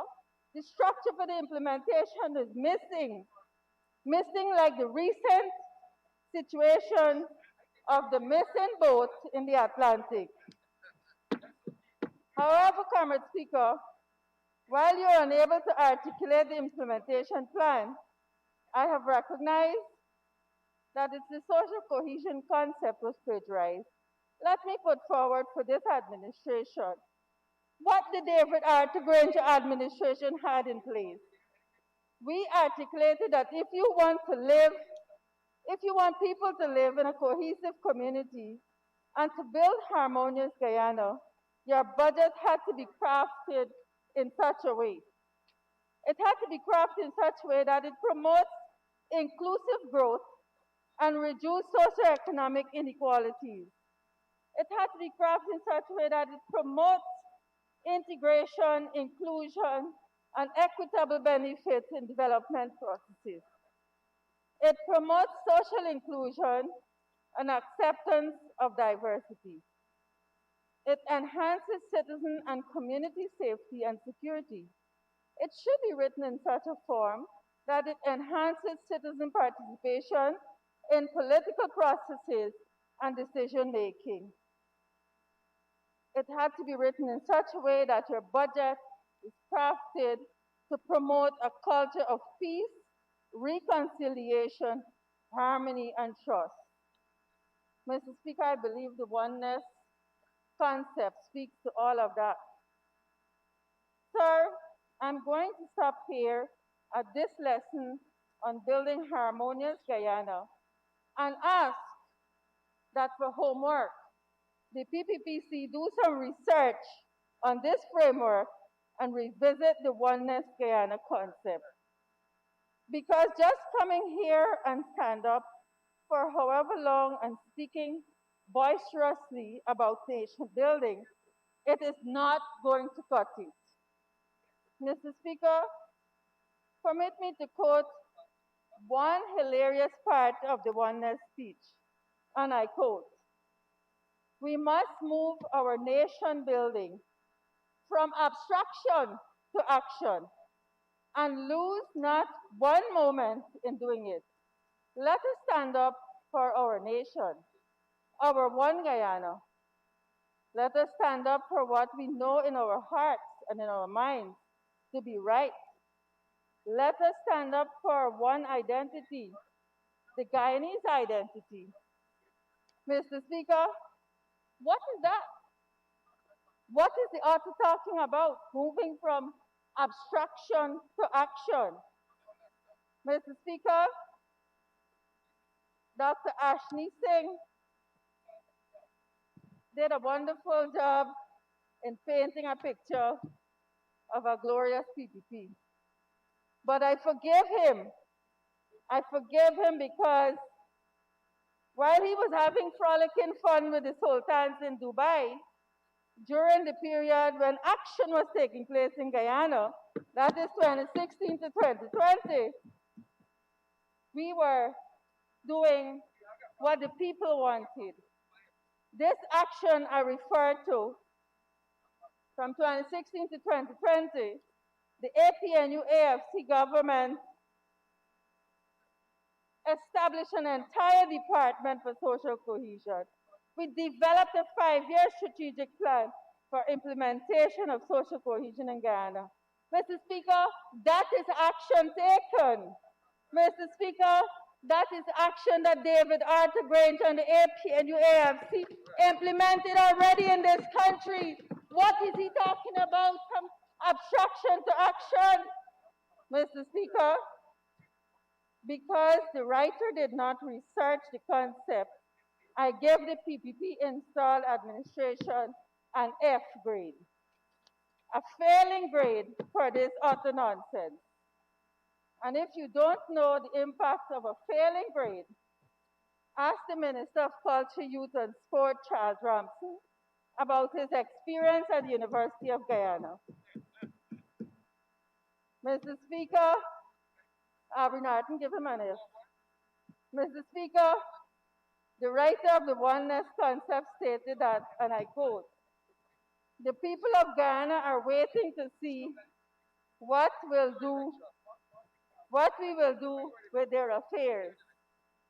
Mr. Speaker, I don't know why he believes that the people of Guyana will wait to see. But let me tell you, Mr. Speaker, what you mean waiting to see. We are here. August 2020 to now, we are here. And we are seeing. We saw the contempt to which innocent, qualified public servants are being fired wantonly. We saw all the Board of Guardians being replaced by only PPP members across this country, Mr. Speaker. We saw the discriminatory manner in which the COVID-19 cash grant was distributed. Mr. Speaker, I am a qualified professional. I do not speak without verifying the evidence. I have it here, sir. I have it here, sir. Mr. Speaker, this is a list of 1,346 persons who received pink slip and some who did not receive anything. Anything at all, Mr. Speaker. And some of them, of that 1,000, Mr. Speaker, they were just ignored. They were ignored by the PPP activists sharing out the money. Mr. Speaker, I give this administration an F, a failing grade for doing that to people. Mr. Speaker, we saw a backward shift from the green development strategy to a low carbon development strategy. This is backwardness, Mr. Speaker. And I wish to quote Ms. Walton Desir, and I quote, "Since the installation of the PPPC administration, we have seen a series of missteps, mistakes, miscommunication, and all-out mamagayin in the international arena." Mr. Speaker, the mamagayin continues. Listen to this. A senior citizen sent me a quote. President Ali went on to describe the essential character of this government's vision as inclusion and emphasized that he was anxious to pursue partnerships with representative bodies in the governance of One Guyana. And he said he wanted regular high-level consultations with them and to address key issues as well as directly engage communities and community leaders across every village in building trust and deepening relationships. A senior citizen sent that to me, sir. Sir, here is the exact process. That quote I just read is the exact process followed by David Granger administration, led by the Honorable Amna Ali, former Minister of Social Cohesion, when we held 32 consultations across this country. Ask the Honorable Gail Teixeira. The Hansard would show that in the last Parliament, she questioned the Honorable Amna Ali on the number of consultations and the locations for these consultations. Sir, they are attempting what APNU AFC has already crafted and already implemented for 4 years. The PPP is ashamed to use the word social cohesion because they dismantled the entire department and had the mandate to build a harmonious Guyana.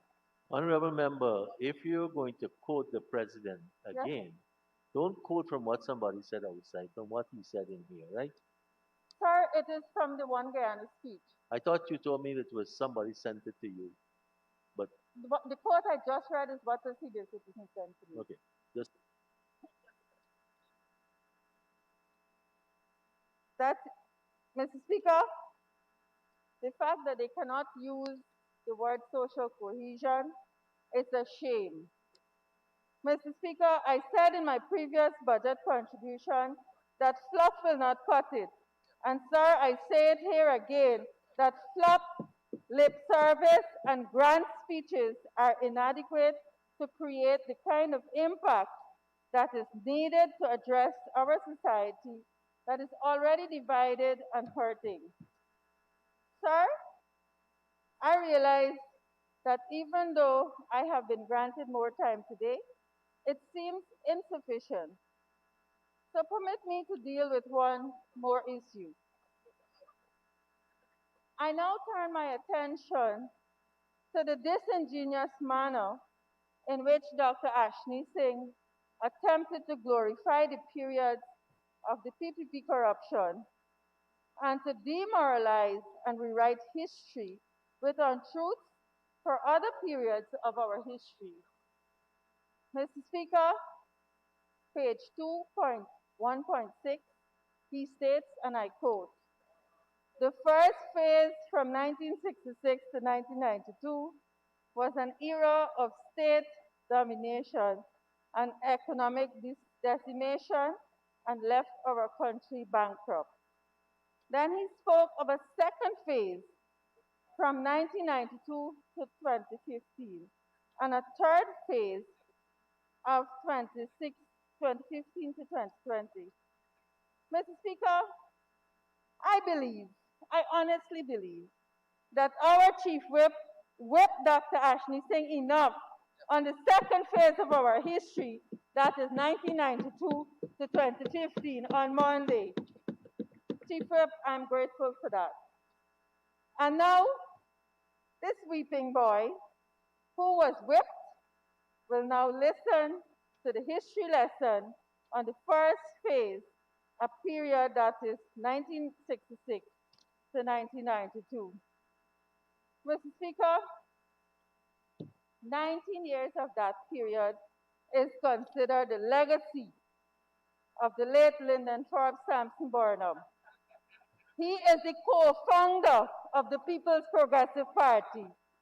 Sir, to speak to his legacy of this great leader, let me share from Kaitor News, 8th of August 2010, what they said, and I quote, "The founder leader of the People's National Congress and first Prime Minister and first Executive President of the Cooperative Republic of Guyana, Lyndon Forbes Sampson Burnham, played a significant role in the political, social, and economic development of Guyana. It was under his leadership that Guyana attained political independence and republican status.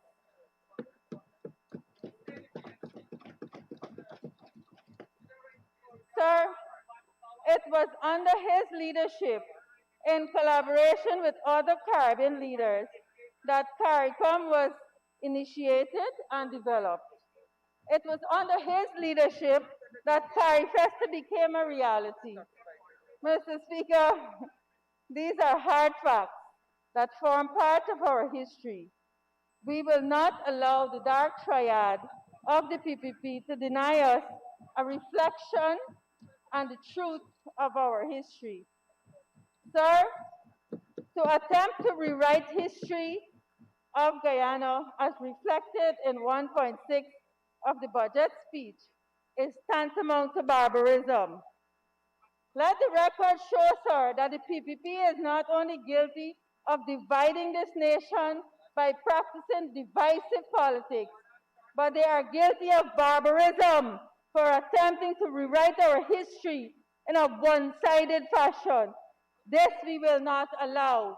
They will get a failing grade for doing this. Mr. Speaker, LFS Burnham legacy is self-explanatory, as it is evident, and does not require me, Mr. Speaker. It does not require me to come here and remind us of it. But I cannot be fair to myself, being a member of this House, and allow for a national leader in the form of the Deputy Speaker, the late Leonard Schumann, to spew hate on the 98th birth anniversary of our founder leader. And so, notwithstanding the PPP incitement at page 2.1.6 of this budget speech, the Facebook rant by the irresponsible behavior of the Deputy Speaker is deemed as racist and disrespectful. Sir, one QC scholar in the alumni, I believe his name is Mr. Stevens, described the Deputy Speaker on this matter as being misguided. I do believe so, sir. Sir, he stated that as for the Deputy Speaker, if it were up to you and your cheap political gamesmanship, you would have Burnham cast into some dark void to be ignored and forgotten. Do you actually think you can succeed in such a pursuit? I certainly hope Mr. Stephen gets a response for his question. Deputy Speaker, know that when situations like these cause you to spew hate in the open world like you did, on the day in the true reflection, it is, Mr. Speaker, a true reflection of what is going on inside of him. We acknowledge that the many of the haters burn with envy and jealousy when an objective review of the 60s and the 70s period of Guyanese and Caribbean history is done. And I believe Dr. Ashley Singh is one of those haters. That is the only reason I can assume he left out such an important part of our history from his budget speech. So go ahead and spew hate. You would never be able to escape the breadth of vision and the depth of contribution of Forbes Burnham. Let me share a bit more of LFS Burnham's legacy that Dr. Singh refused to capture in his budget, sir.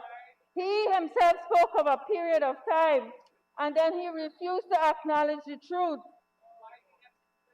LFS Burnham established the institution of the newly independent Guyana and later the Cooperative Republic of Guyana. In the region, he was the forefront of the Caribbean integration movement. He successfully advocated for breaking with the U.S. embargo and the Caribbean states maintaining diplomatic relations in Cuba. Mr. Speaker, also his support for freedom fighters in the Southern Africa is well documented. Mr. Schuman, being in the House forces me to refer to you as an honorable member, but that's not how I feel. At the moment, I don't feel that we're reflecting on your Facebook post. How in God's name, Mr. Speaker, could one person be so cheap to sell their decency for a titular post? Honorable member, I allowed the first part when you said Mr. Schuman. You're forced to call honorable. Now you're imputing. Could you please now withdraw the entire section? I'm so guided, sir.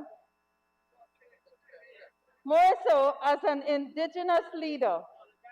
It is the ungratefulness in this matter that bothers me, sir.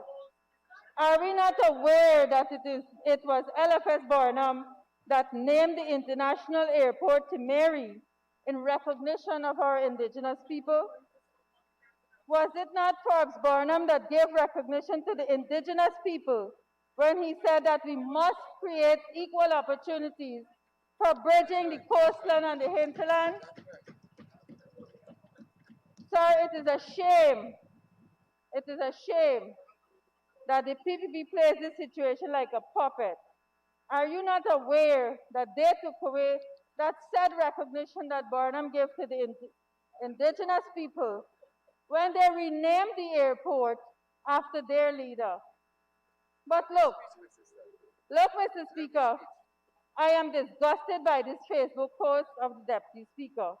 And I must point out here that he's part of the opposition, but you have not found it necessary to call him out on his racist Facebook post. And I wonder why. Sir, our history will not fail us. You're now imputing on the speaker. So I'm wondering why, sir. It's a question. I don't have a Facebook. I don't know what you're talking about. I canceled my Facebook since 2010. Sir, I wonder how you monitor So Honorable please Sarah Duncan's withdraw post. that. All right, sir. All right. Sir, I'm not here to fight with you. I'm just asking you to withdraw that imputation of the speaker. I'm so guided, sir. Sir, our history will not fail us, but it will certainly be the judge of us all. Honorable member, you'll need more time to conclude. Comrade Speaker, I do move that the honourable member be given 5 minutes to conclude our presentation. Thank you very much, honorable member. Honorable member, you may continue to conclude. Thank you, sir. Sir, I heard that you made mention that people are given more time and you're not hearing them speak about their portfolio. But I've made my point. I've spoken to the Oneness Guyana and I've spoken to 1.6. But sir, let me tell you, Mr. Speaker, our young girls are being raped by people who are hired to protect our society and keep us safe. And the most recent situation is the one in Region 1, Mabaroom and Maruka. But we're still waiting on an update from the minister on that issue. Sir, a large portion of our society, especially the young people, are engaged in rampant alcohol abuse. And we are all aware that this is also a contributing factor to the single greatest social ill in this country, domestic violence. Sir, on the issue of domestic violence, I wish to tell the Guyanese people that the Minister of Human Services have been speaking a lot about the Spotlight Initiative, and that's a wonderful thing. But what she has not been saying is that the $1 billion that the government received from the EU on this project is as a result of the dedicated and hard work of the ACNU AFC government. Sir, our very young brothers and sisters in Baramita are committing suicide every week. Sir, our young people are left to wonder what is going to happen to their education. Now, as we speak, 153 promising mines from the Sophia Trading Center are abandoned by this administration. Another 300 plus left abandoned from the Kurukuru Training Center. Mr. Speaker, where are we going if we continue to abandon our young people?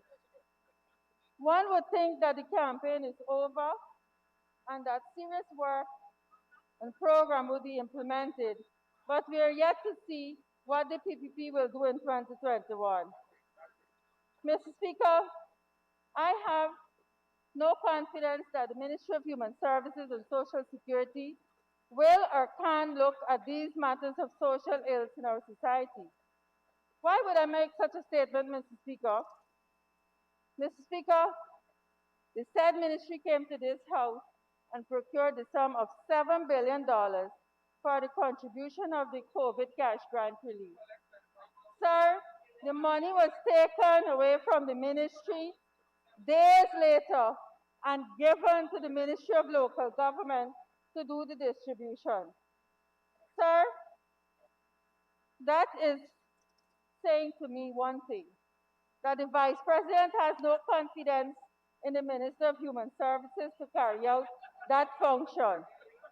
Sir, if he has no confidence, why would I even think that the ministry can attempt to address the social ills of our society in a programmatic, structured, and sincere manner? Sir, but come to think of it, Raul Lucas said a few years ago that the PPP thrives in the social and economic chaos that it creates and the insecurities that emanates from it. So in a very microscopic view, Mr. Speaker, it might very well be the PPP game to plan to punish the poor people of Guyana. Mr. Speaker, I am sure that we have not seen anything in relation to what is being done to reduce poverty. But Mr. Speaker, I can safely say, in concluding, that not one single minister of this installed administration has visited areas like Plastic City or behind the Chinese embassy so as to see what's happening here. This bat and ball government has no clue what's going on with our people on the ground. Mr. Speaker, the budget in its current form, I cannot lend my support. The budget in its current form, I give a failing grade, and I cannot lend my support. Mr. Speaker, I cannot betray the people I represent. Thank you. And thank you very much, Honorable Member. The Honorable Minister of Social Security, Minister Dr. Vindhya Prasad, You may proceed.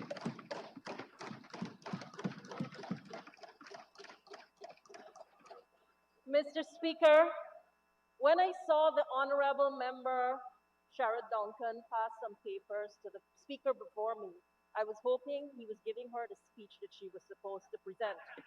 That relates to Budget 2021. But before I go there, let me first commend and congratulate the Minister with responsibility for finance, the senior minister in the Office of the President, Dr. Ashni Kumar Singh, for crafting a budget that I fully support. Mr. Speaker, I thank the minister and his staff for navigating the fiscal space and doing so by presenting a transformative, catalytic, pro-development, and people-centered financial blueprint. Mr. Speaker, this is against the backdrop of the global onslaught of a COVID pandemic, a pandemic that has paralyzed the economies of many countries. But here we are against that, not at all introducing new taxes. Here we are against that, not at all having measures that could be considered punitive and draconian. Here we are with a 2021 budget that touches people in every sector and ensures that we will have the dynamic transformation of the landscape of this country and engender in the population the resilience to recover from a ruinous abyss that the last government put this country into. Mr. Speaker,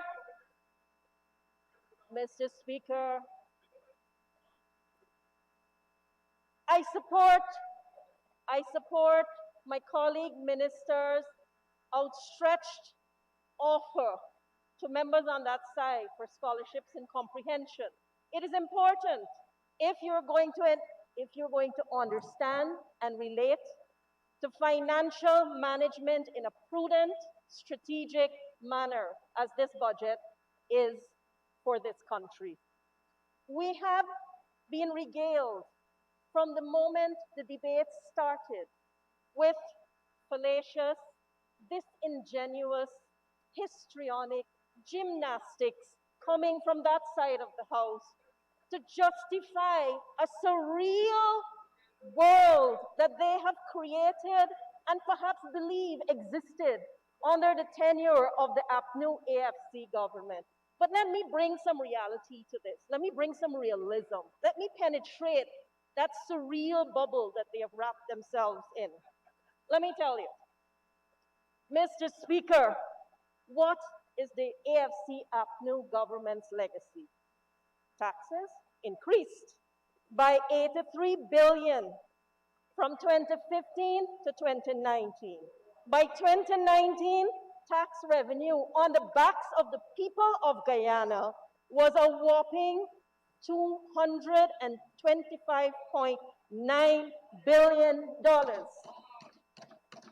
Mr. Speaker, in 2014, it was $142.9 billion. We saw the contraction of non-oil sectors. We saw the collapse of industries, rendering a number of people without salaries, sustenance, and putting them on the virtual breadline. That is the reality. That is what Guyanese people lived with and lived under in the 5 years of APNU AFC government. Mr. Speaker, to stand here and to lecture about credibility, integrity, first,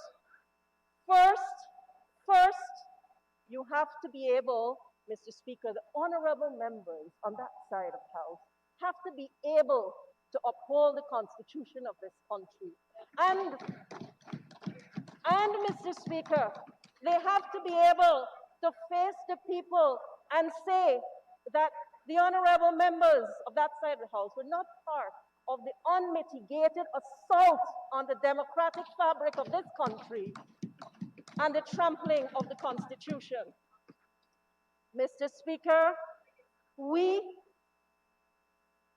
can speak, but our actions speak much louder than what we want to say to distract from what the People's Progressive Party Civic is offering this country. There are many expectations, exacting expectations from the people of this country. And Mr. Speaker, from our manifesto to our budgets that we've presented in 2020 and this one, we are fulfilling the needs of the people because we are unapologetic about consulting with the people from the grassroots level and all stakeholders. Mr. Speaker, we're not going to apologize for that. And if people want to come here, Mr. Speaker, and say that they're not consulted, then they're not interested in the progress of this country. Mr. Speaker, sometimes it is important to say it as it is. And I'm here to say it exactly as it is. Mr. Speaker, 7.3% contraction of the sugar industry. 3.7%. Fishing industry or sector contracted by 17% and the bauxite subsector by 41%. Because this government was waiting for oil to flow. That's not how you manage prudently. That's not how you manage strategically, Mr. Speaker. We have seen small businesses in this country crumbling, shutting down, because there was nothing for them to invest. There was not the kind of capital that they wanted to expand their business, to grow their business. Mr. Speaker, we have in 5 months seen the Guyanese population scarred and probably scarred forever because of the events that transpired. We cannot hide from those facts, Mr. Speaker. Let's contrast. Let's look at the stark contrast of the PPPC's budget with the legacy that I mentioned briefly. Let me not venture into the Sustainable Livelihood Development Program. I will leave that for another colleague to tell you a lot more about that. That was akin to a slush fund and one of the most corrupt schemes by the APNU AFC government. Mr. Speaker, to try to distract the people's attention to what the PPPC's budget is offering. Reversal of taxes. Why we reversed it? Because you put them there. Removal of tariffs. And on basic necessities, food, household items. And what has become so necessary in a COVID-19 pandemic that we need for school, work, and to mitigate the effects of distancing data. Mr. Speaker, when we look at all of these measures, we should not look at them in isolation, but at the cumulative effects. Honorable Member, Mr. Duncan, didn't you have a chance to speak? Thank you, Continue, Honorable Minister. Thank you, Mr. Speaker.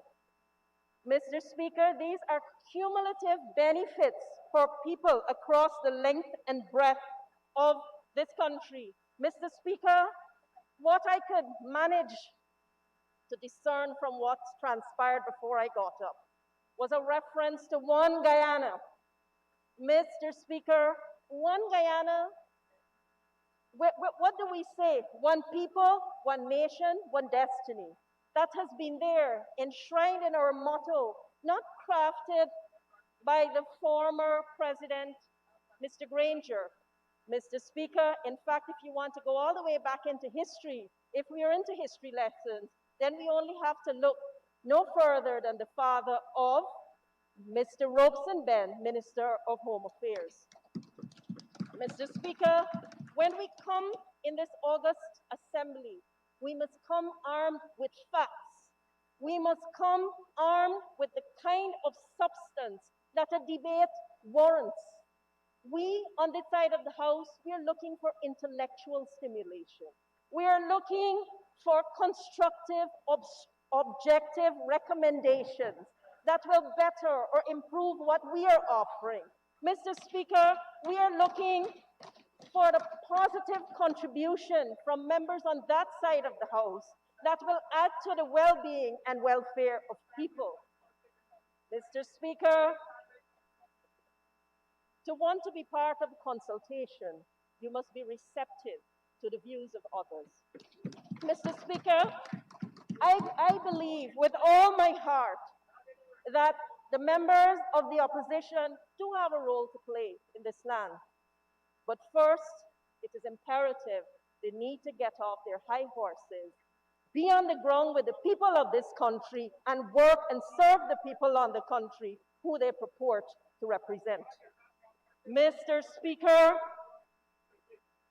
to sit or to be here as an elected member of Parliament has with it the privilege of service, the privilege of crafting legislation, the privilege of debating in a very constructive manner budgets such as these, but more importantly, to bring facts and truths to the floor and not to look at this arena for partisanship, cheap salvos, racial invectives that seem to abound from that side of the House, and every other complaint and conjecture to distort and to distract from their dismal performance as government. Mr. Speaker, I have heard mentioned several times about this government. Mr. Speaker, I've heard mentioned several times about this government taking plans and programs from the former government. I will tell you, even the computer on my desk was never turned on. It sat there unused. Mr. Speaker, I visited buildings. The buildings are in a sad state of decay. Monies were budgeted for. Monies were returned in large measure because programs were not happening. Vulnerable populations did not benefit under the Ministry of Human Services and Social Security in the manner in which they should. So how can the members in this House, on that side of the House, come here and say that we are trying to plagiarize or take programs when nothing existed in large measure? Mr. Speaker, the Ministry of Human Services and Social Security has increased its budget by $3.8 billion, with $26.2 billion invested in our current expenditure and $3.3 billion in capital expenditure. And Mr. Speaker, there's much to be done. I believe, Mr. Speaker, once the cacophony of shrill emissions from that side of the House ceases, I think the people of this country would like to know what this ministry has in store for them. Our laser focus is on women, the elderly, children, young people, persons living with disability. And we have also done some cross-collaboration among ourselves as ministers of government to ensure that our programs are efficient, effective, and they get across the length and breadth of this country. Because when we speak of inclusivity, equal opportunity, we walk our talk. Mr. Speaker, $80 million have been directed towards training of women. We have not seen in any budget presentation prior to this one in recent time that specific allocation, none. Training of women will give them the impetus that they need to move to a state of independence from a state of dependence, to move from skills training into the world of work, vocational training. We are shattering the gender stereotypes and encouraging women to move into the arena of different modes of study and work. The ministry will be offering training in interior and fashion design, graphic design, video editing, ICT, child and elder care, business and micro-enterprise development, jewelry making, biodegradable wear manufacture, and those are only some of the programs that we have earmarked for women in the hinterland and on the coastland. Mr. Speaker, because I understand what has happened when women are deprived of accessing programs because maybe they would have dropped out of school, they will also be focused on functional literacy. Again, brand new for women. Mr. Speaker, emphasis will be placed on leadership training, advocacy, legislation, and social issues. You're probably wondering where will be the hub of all this training. It will be taking place at a building that has been neglected, that has fallen into disrepair, that when I walked into there, the computer lab was almost bereft of working computers. The kitchen was in a total state of chaos, but that's going to change because the Guyana Women's Leadership Institute will benefit from a spanking, state-of-the-art, modern kitchen to the value of $20 million, a computer lab, and refurbishment. Mr. Speaker, we will see the transformation of the lives of women once they have not only gotten the training, but been a part of an extensive program that moves them from training to investment and grant access so that they can start their businesses, be their own bosses, and if they so wish, have the marketing, the skills that make them more marketable and employable. Mr. Speaker, this has not come out of thin air. In the short span of governance that we have had, the Ministry of Human Services and Social Security embarked on the Garment and Cottage Industry Initiative that benefited almost 100 women. We saw emerging out of that initiative 58 business proposals, 14 success stories, and they were linked with the Small Business Bureau, IPED, and other agencies to ensure that they can do the best that they can with what they were given. Mr. Speaker, we also launched a brand new initiative, the Mobile Street Food Kiosk. This will open several industries to various Guyanese with skills, from welding to joinery, carpentry, being a part of the supply chain, food preparation, and also design. This is intended to capture Guyana's cuisine, to also highlight the beauty, the diversity, and the uniqueness of Guyana. Mr. Speaker, I am very, very happy to also tell you that that is not the end of the story. The Guyana Women's Leadership Institute will have the first business incubator directly targeting women. They can go to the Guyana Women's Leadership Institute and benefit from training in micro-enterprise, improvement of their product or skill, and also linkage to marketing opportunities.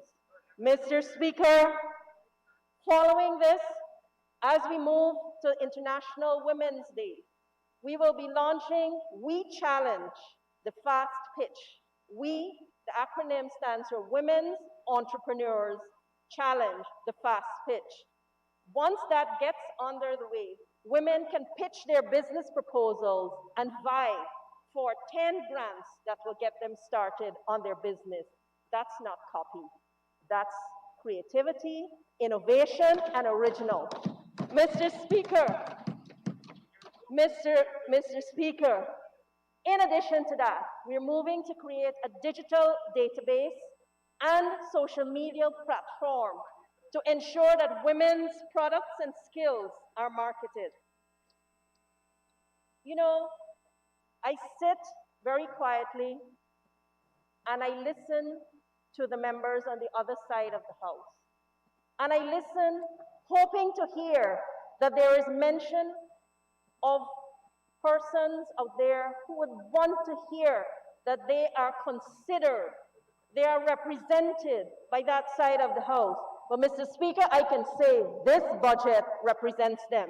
People living with disabilities. Not before have we had the sum earmarked in this budget earmarked at any other time. And I would like to thank the Minister of Finance for paying attention to this population, and that is the population of persons living with disabilities. A $30 million modern building will be constructed in the compound of the Mahaika Hospital and serve as a hub for training of persons living with disabilities. Mr. Speaker, that's original. Mr. Speaker, we will be working with these groups of persons to ensure that they're trained to join the labor market, to be competitive, and to also start their own enterprises. The National Commission on Disability has been allocated $50 million, and $120 million would have been allocated for vocational training, provision of support, prosthetics, and equipment for persons living with disabilities. Mr. Speaker, violence is entrenched, and it is something we should not be impervious to. We live in a country where women continue to lose their lives. The recent one really disturbed me at a deep level, and that was the elderly grandmother or the elderly woman who was raped, battered, and brutalized. It should concern every one of us in this honorable House, Mr. Speaker.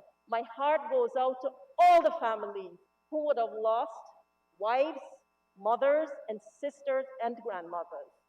And I extend my deepest condolences to them for their loss. Mr. Speaker, because we're committed to tackling violence in all of its forms, we are building on something that we launched within the first 3 months of sitting in office, the 914 hotline. Mr. Speaker, that side of the House can be blow, blow, talk, talk, yap, yap, whatever you want. But the reality is, within the first 6 months of this government's tenure in office, we have done. 914, brand new. 914 is an initiative that is intended to benefit people, women, children, men, anyone. I don't know who wants to, anyway. But, Mr. Speaker, it's intended to benefit persons who are experiencing violence. I want to build a culture of reporting. We see it, we hear it, we report it. Call 914.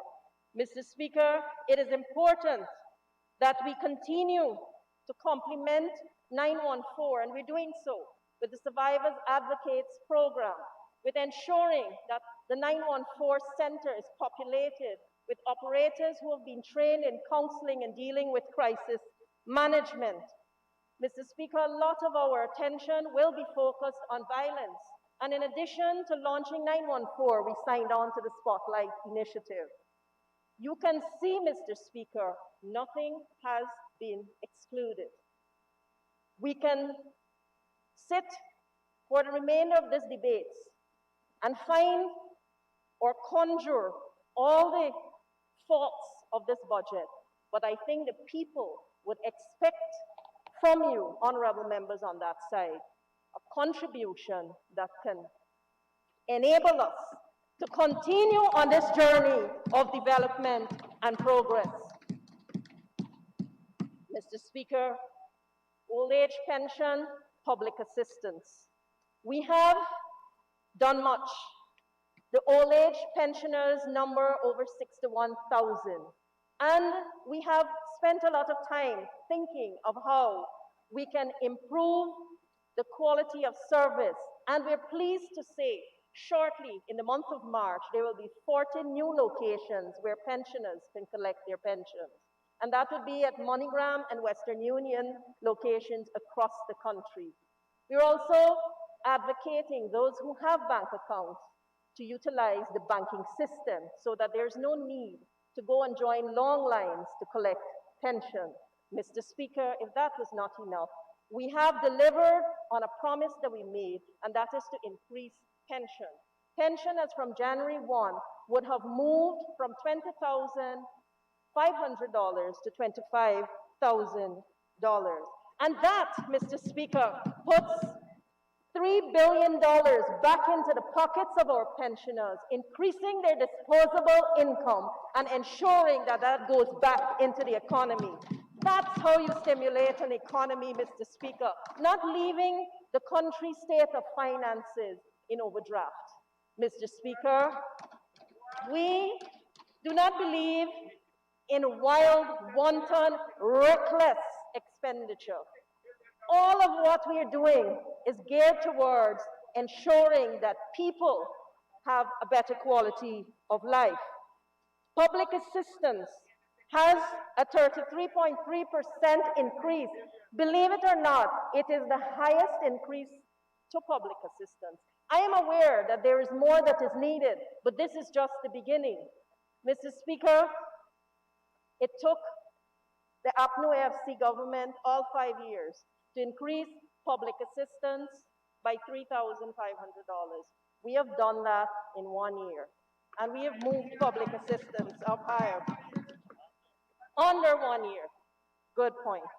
Mr. Speaker, the Ministry of Human Services and Social Security serves people across this country, people in difficult circumstances, and we have been doing that at a rate of 75,263 persons who would have accessed social assistance. The member on that side of this House spoke about the local Board of Guardians. Mr. Speaker, if there was chaos, it was there. We reviewed, we revamped, we increased the numbers of boards, the local Board of Guardians board, so that they can adequately cover and serve the people across the country. Mr. Speaker, I always wonder why it is when we are doing things in a constructive, structured way, they always complain or they always comment. If it's not political, it's racist.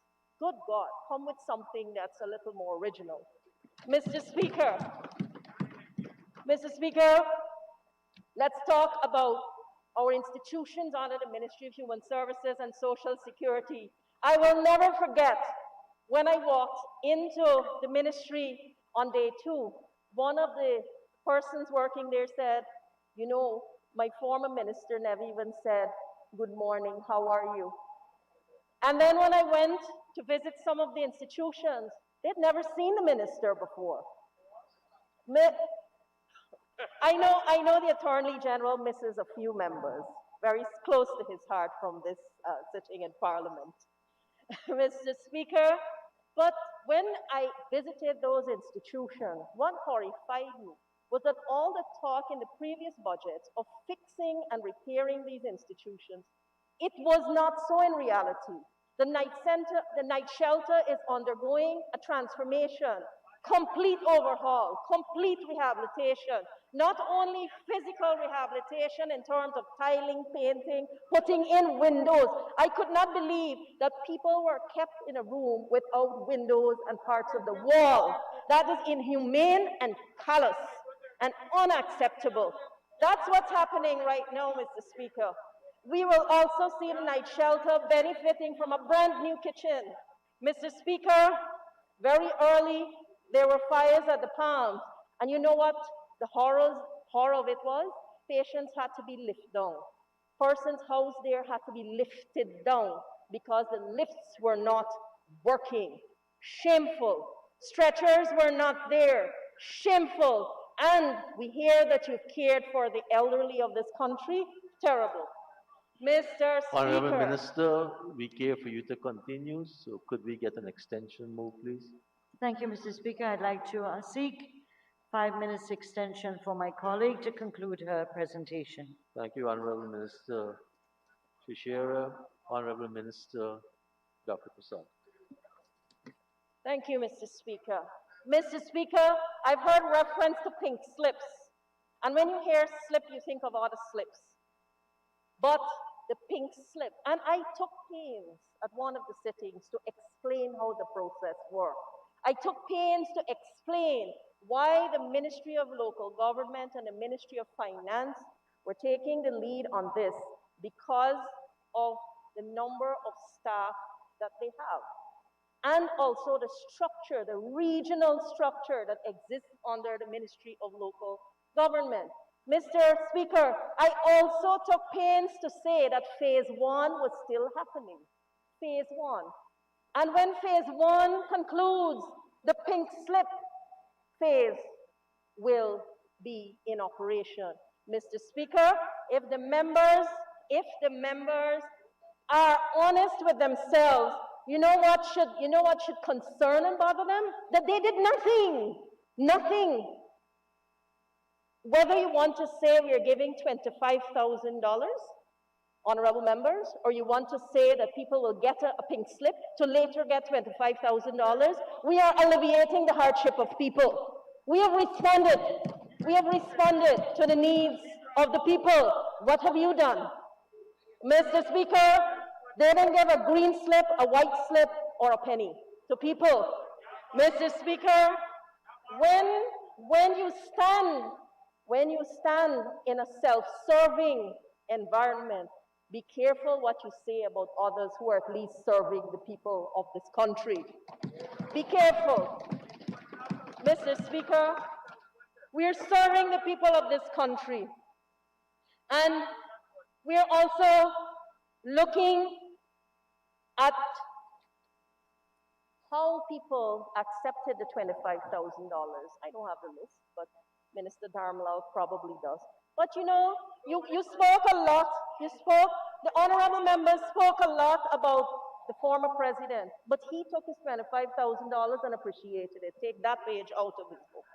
Mr. Speaker, Mr. Speaker, we have in the Ministry of Human Services and Social Security been working with the religious communities through a support and heal network, working with vulnerable communities, launched a program called the Young Influencers, working with 25 young people who will be there to inspire their peers and deal with important social issues like cyberbullying, bullying, peer pressure, and 2 of them have already presented to the United Nations. That is thinking about people at all levels of society and from every conceivable sphere across this country. Mr. Speaker, the Sophia Drop-In Center. Oh my goodness, the kitchen is in a horrendous condition. No child should be eating from that kitchen. Well, the Sophia Drop-In Center will get a brand new kitchen and also an overhaul. Mr. Speaker, we are catering for the indigent and homeless by refurbishing the night shelter and ensuring that there are programs that they can benefit from. Mr. Speaker, children will also benefit from a whopping $892 million that will go towards human resources, capital investment towards transportation to enable us to respond with alacrity to the numerous reports of child abuse, an awareness campaign, parenting programs, and also some of the other areas that I mentioned. We are focusing on adoption, and we are also encouraging people to adopt older children. But it's not only that. This ministry is quite expansive, so our cake legislation will be looked at. I'm pleased to say that in this assembly, we've already tabled the adoption bill to come into conformity with the Hague Convention. Next in line, trafficking in person. Then will follow pensions, public assistance, and before you know it, we will have legislation that is modern and in conformity with best international practice. Mr. Speaker, that's development, that's progress, and that's only a little bit of what this budget encompasses. Mr. Speaker, finally, I want to say that the people in this country would be listening to what we say and what we do. And this is not the time, honorable members on that side of your house, to pick your spot on Comedy Central, reality TV, or the lunch buffet show. This is a time for serious work. It is not your usual practice of eat, protest, abscond from this house. Mr. Speaker, people see you. People see the members on the other side of the house. Mr. Speaker, and finally, people's perspective out there would be considered the greatest indicator of the merits of a budget, how successful it is. I just want to mention a few of those. Kaichor News, Pause for a Cause, applauded the unprecedented nature of the government's focus on animal welfare and its pledge of direct budgetary support at a public policy level to eradicate cruelty to animals. And I remember the Attorney General, taxation from man to beast. Look at the contrast. Mr. Speaker, Newsroom, Public Service Commission, to this end, the budget is indeed a people-focused budget, which is healthy to facilitate broad-based and inclusive growth of the economy in terms of job creation, encouraging private investment, and more entrepreneurial activities. Guyana Chronicle, regular people out there. Govina de Onarain, as a young person from Region 2, listening to the budget was quite refreshing for me, especially to hear of the many plans for the agro-processing sector through the Ministry of Agriculture. I'm also pleased with the construction of the Abramswil Secondary School. George Chesney, love his comment, 85-year-old retired man living in Linden. The budget is wonderful, great, the best I've ever heard. The assistance for senior citizens was one of the most important parts for me. Manly Thomas, Aishalton, Region 9. As an Amerindian, I'm very grateful that the government you may have to wrap give it the up. rest to somebody else. Has given us a lump sum of money to resuscitate certain projects. Mr. Speaker, I close with this. The voices of people, Mr. Speaker, the voices of people, what do they say about you? What do you want them to say about you? Mr. Speaker, I commend this budget to the House. I support it unhesitatingly, and I advise the members on that side of the House, join us, support the budget, and bring this country to a state of prosperity that we can all be proud of. One Guyana, Mr. Speaker, one Guyana. Thank you very much, Honorable Minister, Dr. Vindhya Prasad.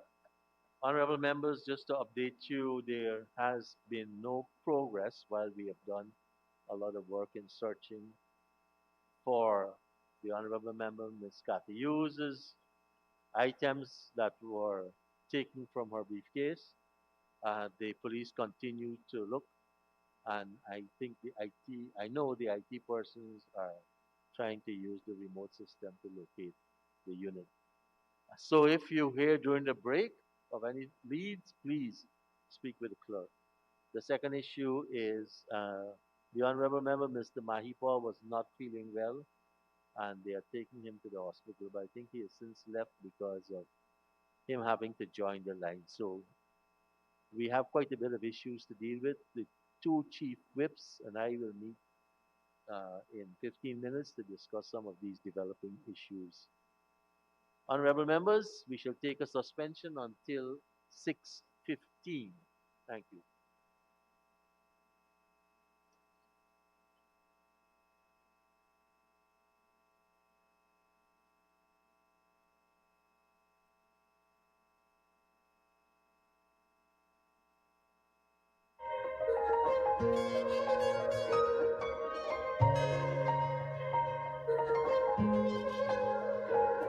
We are a peaceful people. Struggle is with struggle, and we don't look for trouble. Just ask around. But when outside faces from foreign places talk about taking over, we ain't backing down. We ain't giving up no mountains.